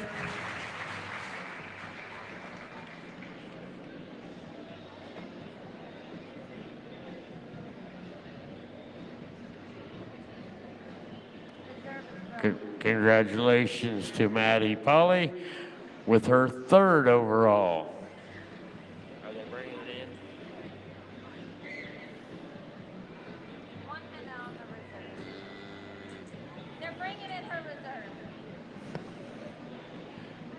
Reserve to Maddie was Brooklyn Fletcher, and they are getting ready to bring that animal in.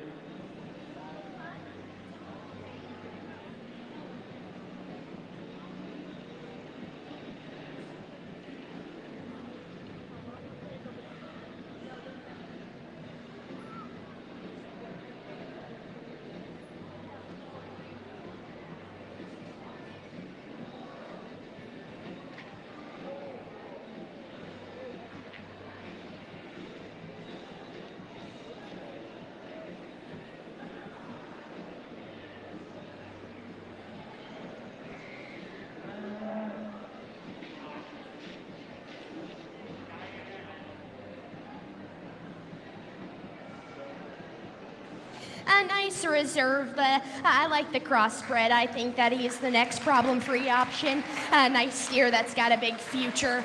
From there, I think it gets close because I think I really like this steer. I know he handled the big shape. He's got a big, broad upper hip, and same with this one. This one's just a notch long-bodied. I wish I could tweak him in a few places, and this one kind of fades down low, so I'll go get you a 5th overall. Fourth overall was Tyler.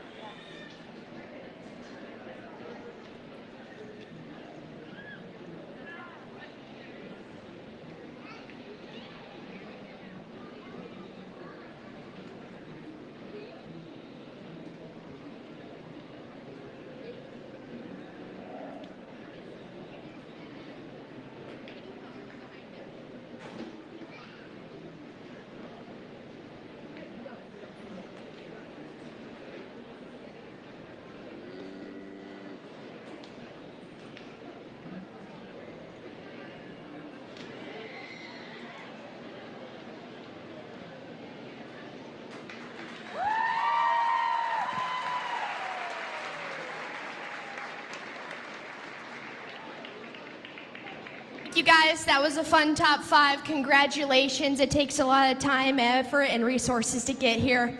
Let's give them another big round of applause.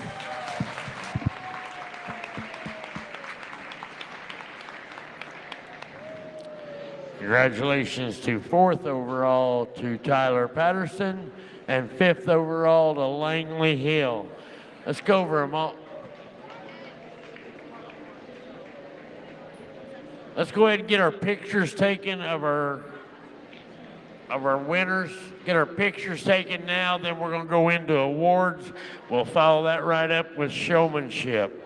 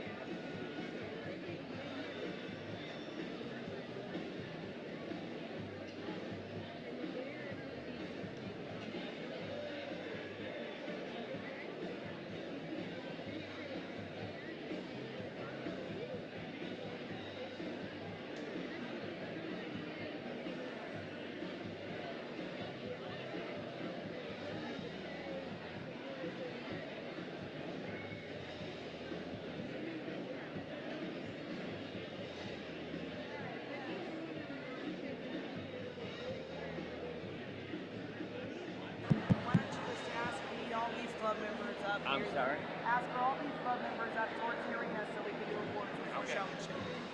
Can I get all the club members up here towards the arena? All club members, please come up so we can do awards.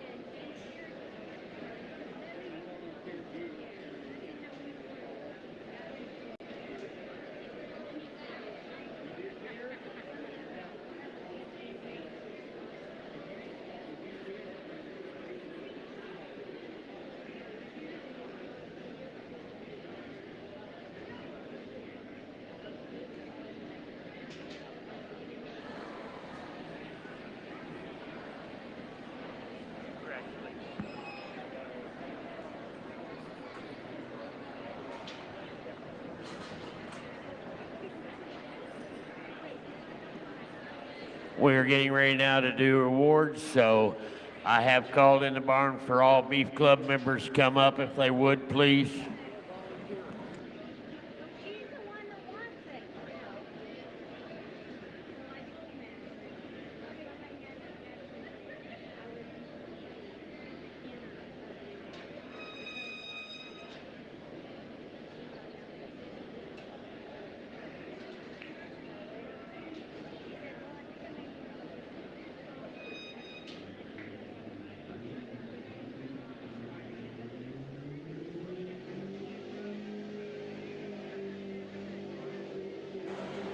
Emma Wilson, are you still around? Emma Wilson.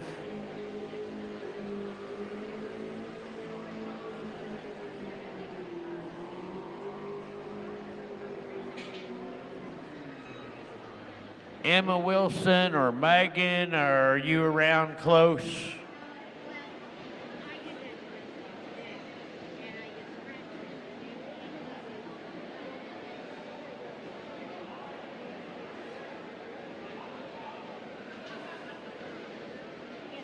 Do I have anybody from EK Brand Photography that can take some pictures?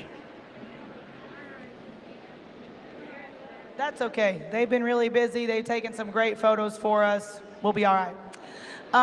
Before we get started with our awards, we are still going to do showmanship, so please stick around. These kids work really hard, and this is the part they can control. So they're very excited to come out here and get to do showmanship at the end of the day. I know it gets late, but if you would stick around for the kids, I'd really appreciate it. First and foremost, we want to say thank you to lots of different people. Our 4-H board and fair board for giving us the opportunity to have a show like this. So we give them a round of applause. That'd be great.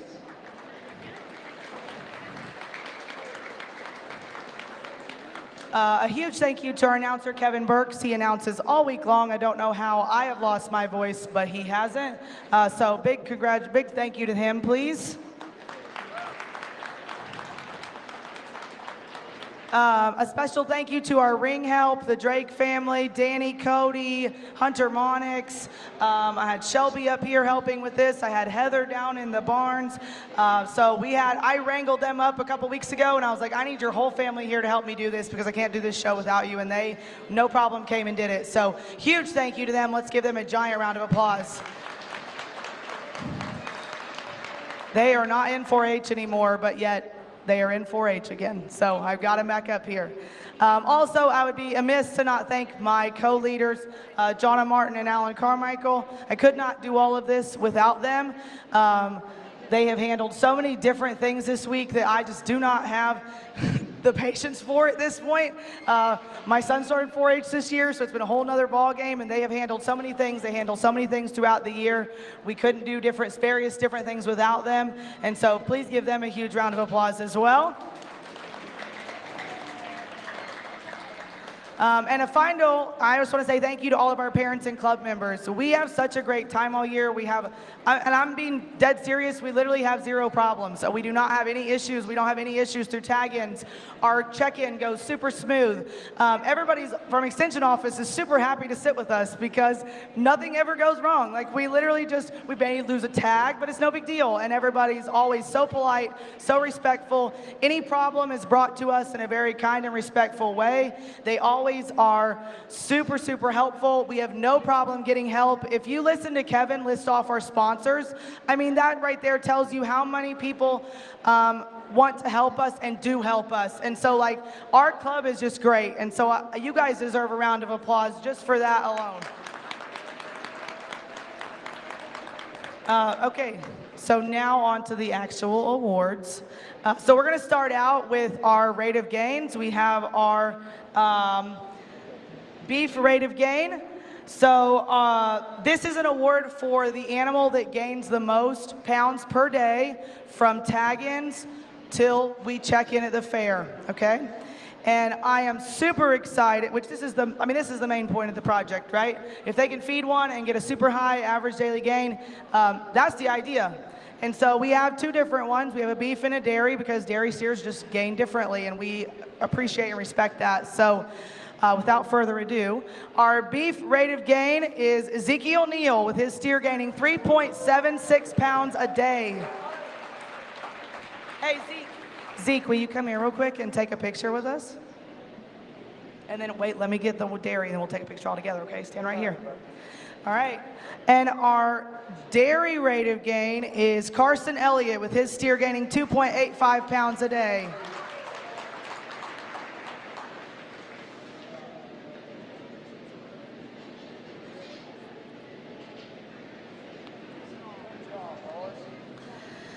Okay. The next thing we're going to do is we're going to recognize our officer team. So if I could have Langley, Brooklyn, Trevor, and who else am I forgetting? And Hayden, please come up here, please. We got them a little gift this year. This officer team really busted it this year. They were at tag-ins, they were at geraniums with me sorting, which I've never had officers come help me do that. They were there sorting flowers, and they didn't need to be. They've helped me do all kinds of other things, and they've really rocked it. They help little kids all the time. I see them around all the time being good role models, and so we got them a little extra gift this year. Special shout out to This and That Embroidery for getting that done for us. So let's give them a big round of applause.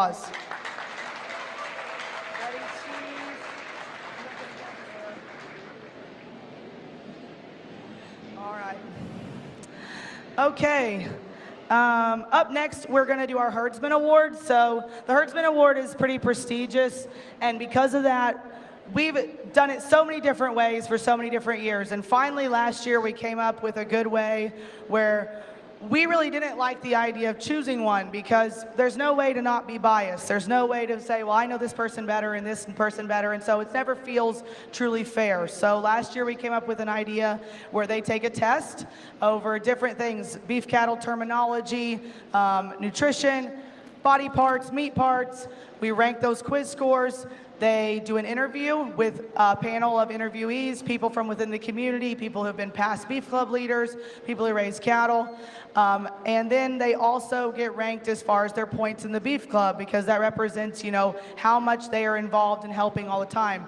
And we had 3 really great candidates. The interviewees said specifically that they helped interview last year, and the growth of these kids over a year, they were really, really impressed. They did a really, really great job. But when it came down to it, the person with the highest number of points is a person who really does work her butt off. So I am proud to give the Herdsman Award to Brooklyn Fletcher.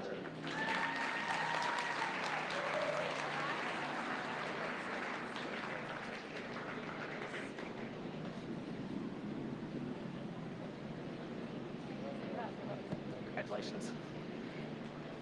Okay. Next, we're going to do our junior cattlemen. So the herdsman is only for juniors and seniors. So we thought we'd have an award for the little kids to do too. I think they feel like they work their 10 years and then it's given to one person and it's like, oh my God. So we did a junior cattleman. They do a quiz as well. It's a little different. And then we rank them in points, and then we kind of rank them as far as like who's helping around the barn, who's really a good leader, who's talking, who's asking if they can help without me asking. And so we kind of rank and then we add up the points. So again, it's not just one of us picking. It all lays out into a point system, again, to try to make it as fair as possible.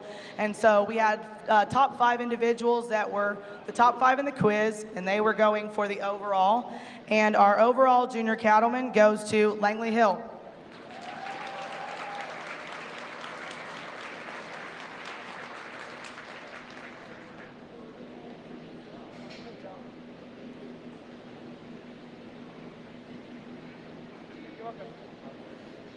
And then we have 2 high point members. So Langley, don't go anywhere because you're a high point member too.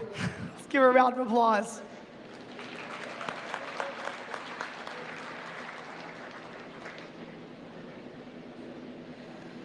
All right, and then we have one final award before we get to our 10-year and senior, and this is the True Grit Award. So this is an award that can be given to anybody, anytime, any age, it doesn't matter. This is someone who we feel that we see really, really working hard all the time. We see them more than we see anybody else at their stall. And we realize it's a family event. We realize parents help and siblings help and stuff like that. But the person we decided to use this year is somebody that I really have never seen a time when I'm in the barn when she's not there. She's always there, and if you try to pick up a comb and help her, as one of our judges said, she is right there. Like, she is not gonna let you do it. She's gonna do it. She is up early, getting stuff done. I've had multiple reports from multiple people that have stayed over at her house, and they're like, she gets up and is out in the barn at 5 o'clock in the morning, and then she comes, lays down. It's like, what is she doing? And I'm like, that's because that's how she is. And I've seen her out at open shows, and just her as a person, she is an incredible leader. She's always helpful. And so our True Grit Award goes to Maddie Polly.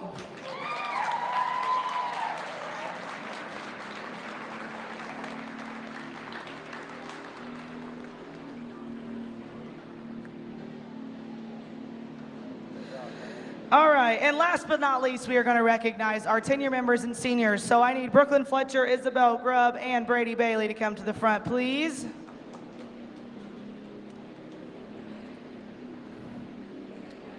can get your little award here. Where's Brady? I told him not to leave. Oh, he's right here. All right, so I'm almost to the point where I've been a leader long enough that I've been a leader for their full 10 years. Not quite, but I'm getting there, okay? So a lot of these kids, I feel like because I had younger sisters, I grew up with them. I watched my siblings grow up with them. And so they are really great. There's obviously, Brooklyn was a leader. She's been our leader before. Isabel's always there to help other people. Brady always perseveres. As you saw him today, he will not quit, and so we appreciate that in him, and we're super proud of them. I'm going to actually hand them the mic, and they are going to tell us what their plans are and their favorite Beef Club memory, and then I will release them. Okay? You can't start. Come on, Brady. What are you doing after high school? What's your favorite Beef Club memory? I'm going to Missouri for welding school, and my favorite Beef Club memory is winning 5th overall.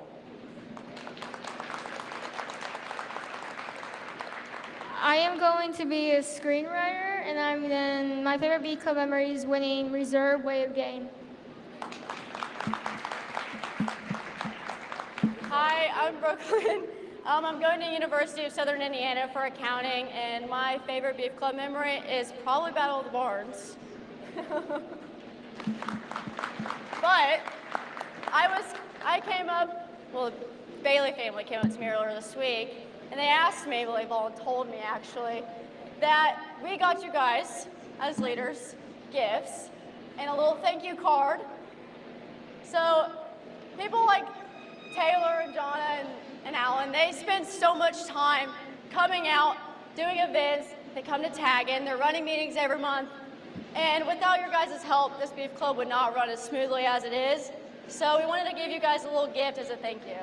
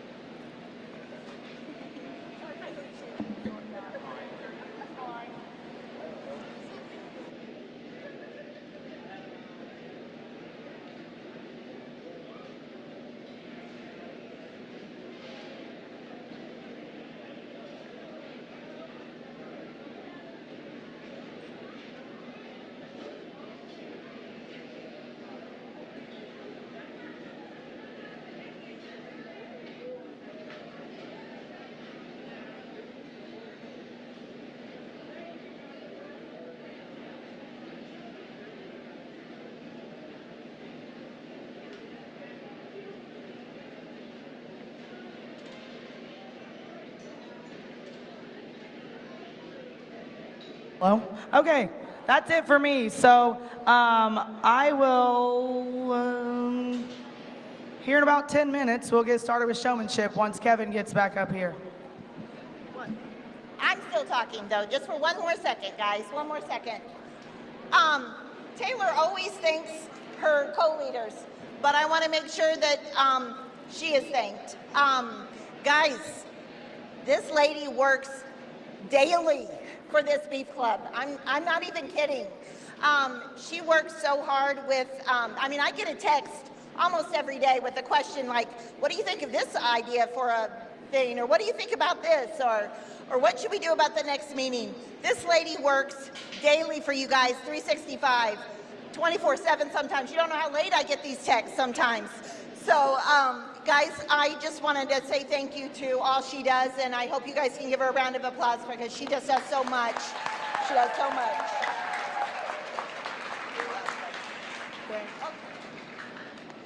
We're really appreciative of Ellen coming up and stepping up today for us all this year. All this year. We sure appreciate it. Okay, now we'll get ready for showmanship. Thank you, guys. Did you call First year first. for him, or do I need? First year showman. Go get your animals and be ready to come in for showmanship.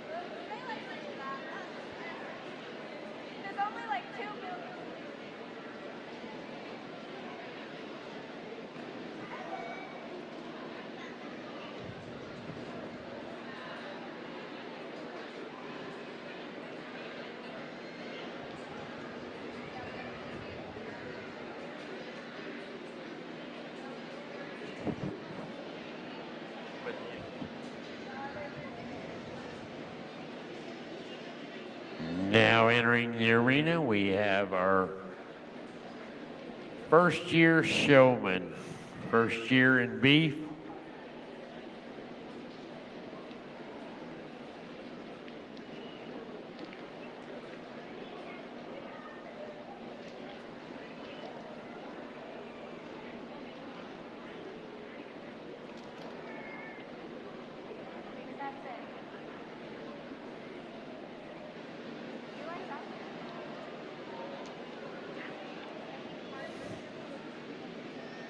Maggie, I don't see any more coming up. I think you've got your class.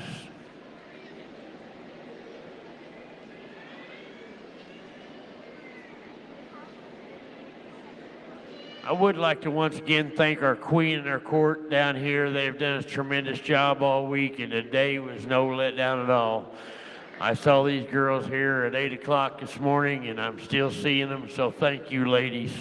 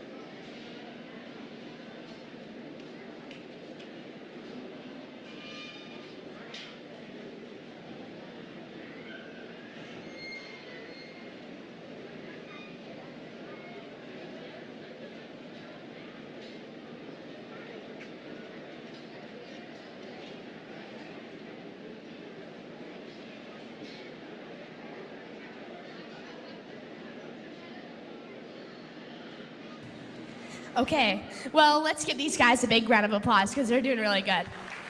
I kind of went through and talked to them individually because they deserve that time. I was a first year once too, and mentors and judges helped me to get better. So I gave them some little tips. They're already really advanced for a first year, so super impressed there. As a judge, I'm big on competition, right? So I love eye contact, I love the seriousness, and like I kind of gave them places to stand. A poised showman makes it look easy, correct? So it's the little things that pull it off and just complete the picture. And I kind of gave everybody a slight hint of how to do that, but it's just gonna take time, correct? Well, I'm only gonna pick your champion, and I don't want the other three to be discouraged because it's just your first year. You quite literally have the rest of your show career left. But this young lady is gonna be your champion. She did a great job. She was very knowledgeable, but that's not to take away from the others. You did incredible as well, right? Congratulations, guys.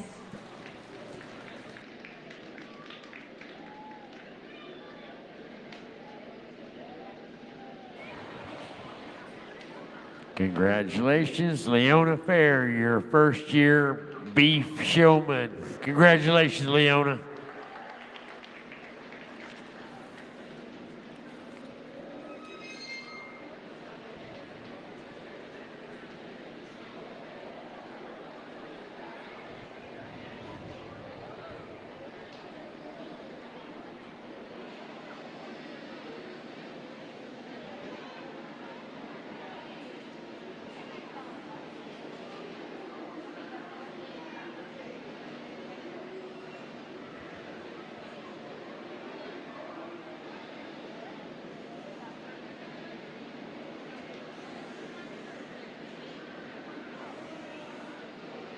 We are now ready for our junior showman. Junior showman.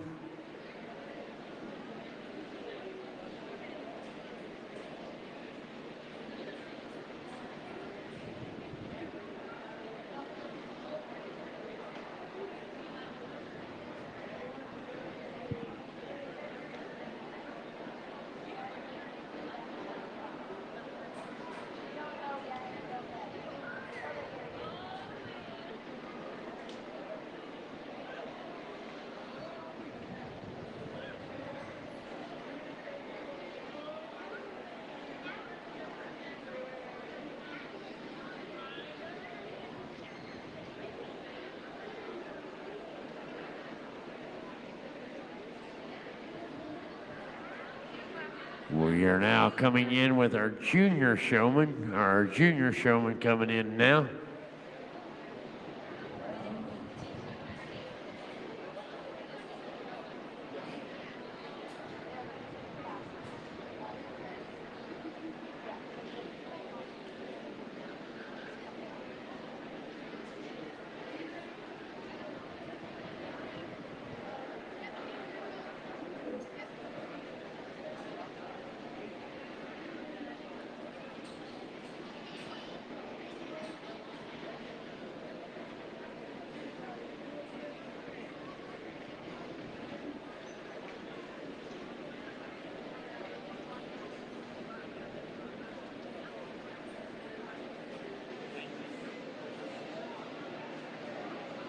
And we have our class of juniors.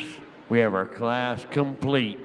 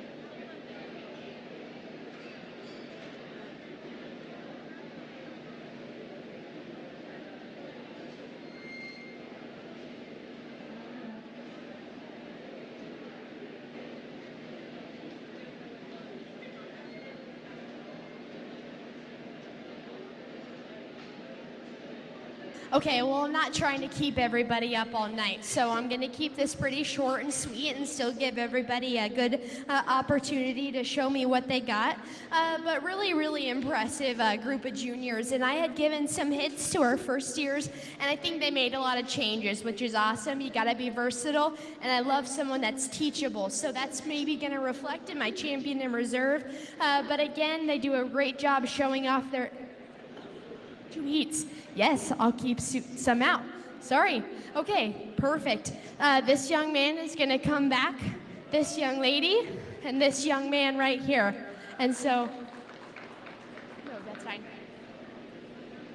Yep, perfect. No, you're good. So those will come back, and then we'll do a junior drive. Really good job to the rest. I did ask their weight, so that's just things to remember, or age as a heifer. And just remember, good eye contact, right, guys? And when I see their front, make sure you move, but it doesn't need to be a jolt, just make it smooth, okay? And I get it, our steers are tired, it's late, so I get that your partners maybe not be on your side completely, but let's give these guys a big round of applause and bring in the next heat.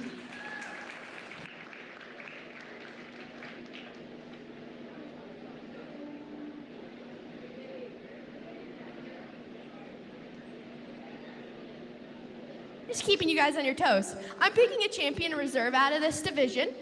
So our champion is going to be this young man right here, and our reserve is going to be the man with a Simmental heifer. Congratulations, guys.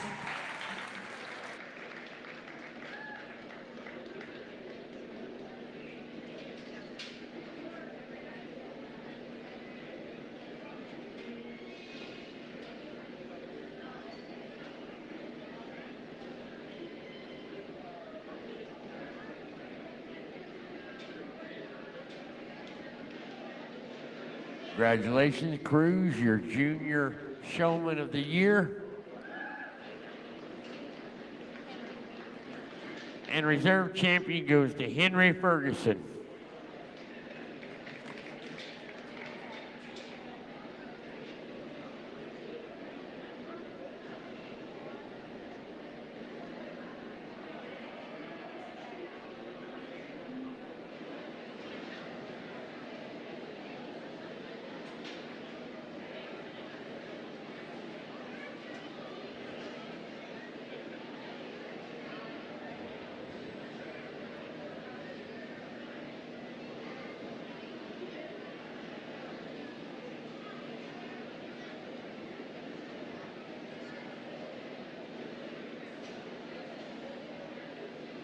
We are ready for the class.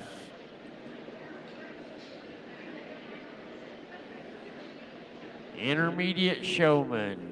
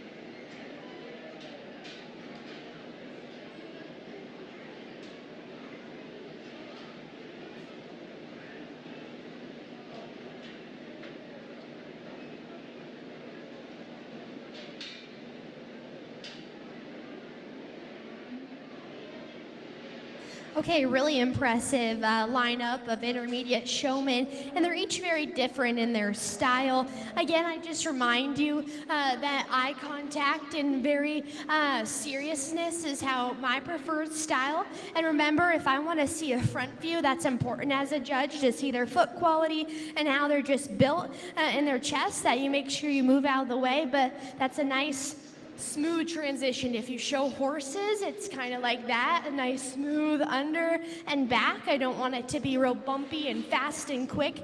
It's just distracting. Again, you're trying to show your animal off to its best possible. And I get tonight it's late, and so we might not have the best partners, but these two young ladies just elevate themselves to the next level. Their heifers set up pretty quick, and you can tell they've been working with them, and it's close, and it's just came down to the little things tonight. This young lady in black is going to be your champion. I like how she holds her heifer. She's very poised. Her heifer sets up every time without her having to adjust it. And I think that's where she has a slight advantage over the girl in blue. Get a little nervous sometimes, I can tell. You get a little fast trying to get her tail down or her top. I get that. I agree. She needs to get her top down sometimes and do a good job of that. Just make it a little smoother, a little less nervous. I could tell when she didn't move, you got a little frustrated, right? Don't show that to me, okay? Just pretend, hey, it's whatever. Keep your face pretty straight, but really two high-quality showmen. I'll give honorable mention to the girl with the Hereford steer. He's just not working with you tonight. I get it. I had a Hereford steer. It's like lugging around a 500-pound weight. Let's give these guys a big round of applause.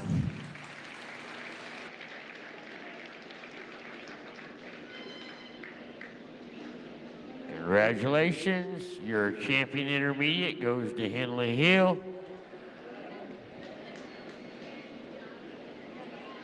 And your reserve champion, Emma Hacker, I apologize.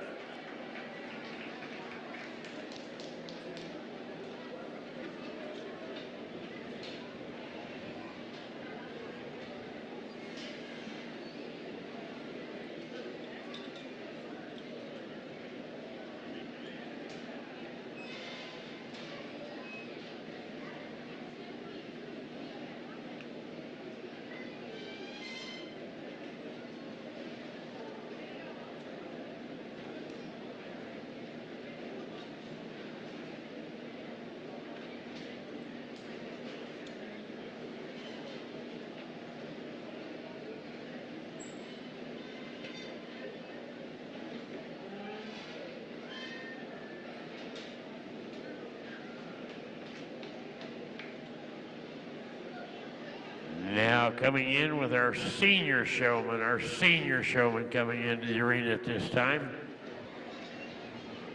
We will have two classes of the senior showman.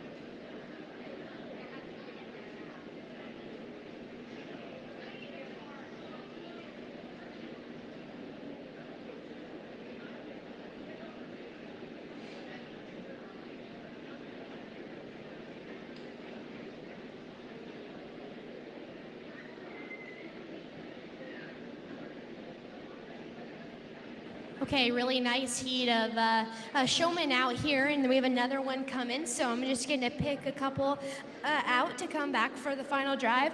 This young man and this young lady will come back. Everybody else did a good job, but there are just times I caught your animal maybe not set up. Really important. If you have to circle, I don't really take that personal. I'd rather have your animal looking good. You know, it gets excessive to a point. Don't be circling constantly. I get that, but if you need to, if it makes your animal look better, don't be afraid to circle, right? Make a big lap. Also remember, holding the halter right next to the face, right? I don't like any lead, right? That just gives you less leverage. If you're right at their head and they decide to do something dumb, you have less grip, right? So remember, safety-wise, just get right there. It gets their head up better. But other than that, let's give these guys a big round of applause.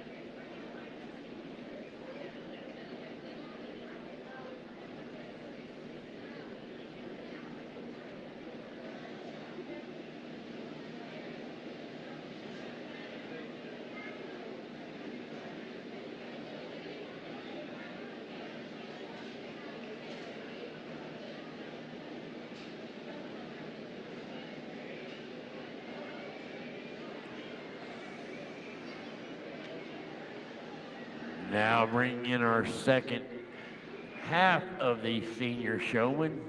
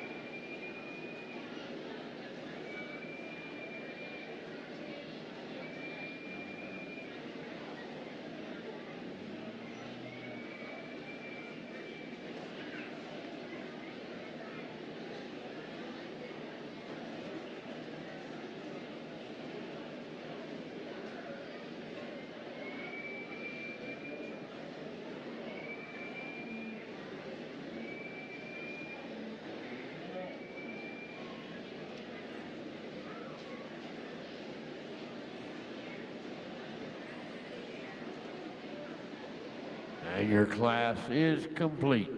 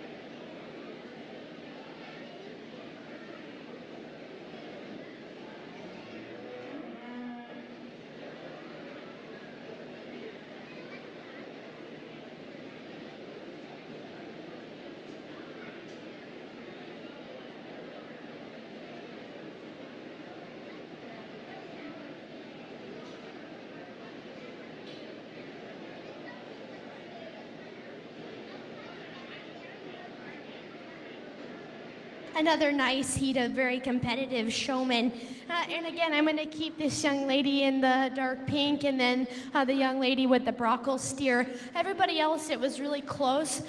These two young men change how you hold your halter. Have your hand under it, gives you more leverage. You have a lot less control here. If you have it under, it helps get their head up and it looks a little bit more sleek in my opinion. Also, when you're holding the show stick, I prefer not to have it up here, like you're distracting me with your big colorful show stick or whatever it is. Have it natural, sit where you're balanced. That's just my preference. I always suggest that if you can set your phone up and record yourself if you're practicing at night, a mirror works great, or have someone in the barn help you, because when you see those things, you're gonna be like, oh yes, I need to change that, that looks so much better. And it's everything from where you position your feet, how you hold your shoulders, to even if you get nervous, right, and you're really getting after them with a show stick, those are things you don't know you're doing until you see it, right? Let's give these guys a big round of applause and we'll do a grand drive.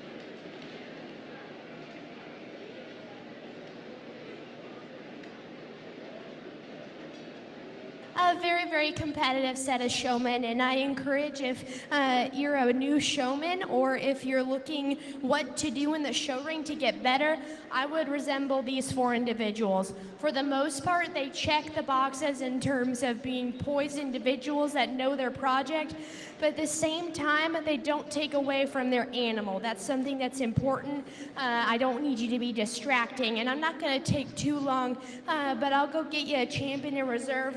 Let's give these individuals a big round of applause.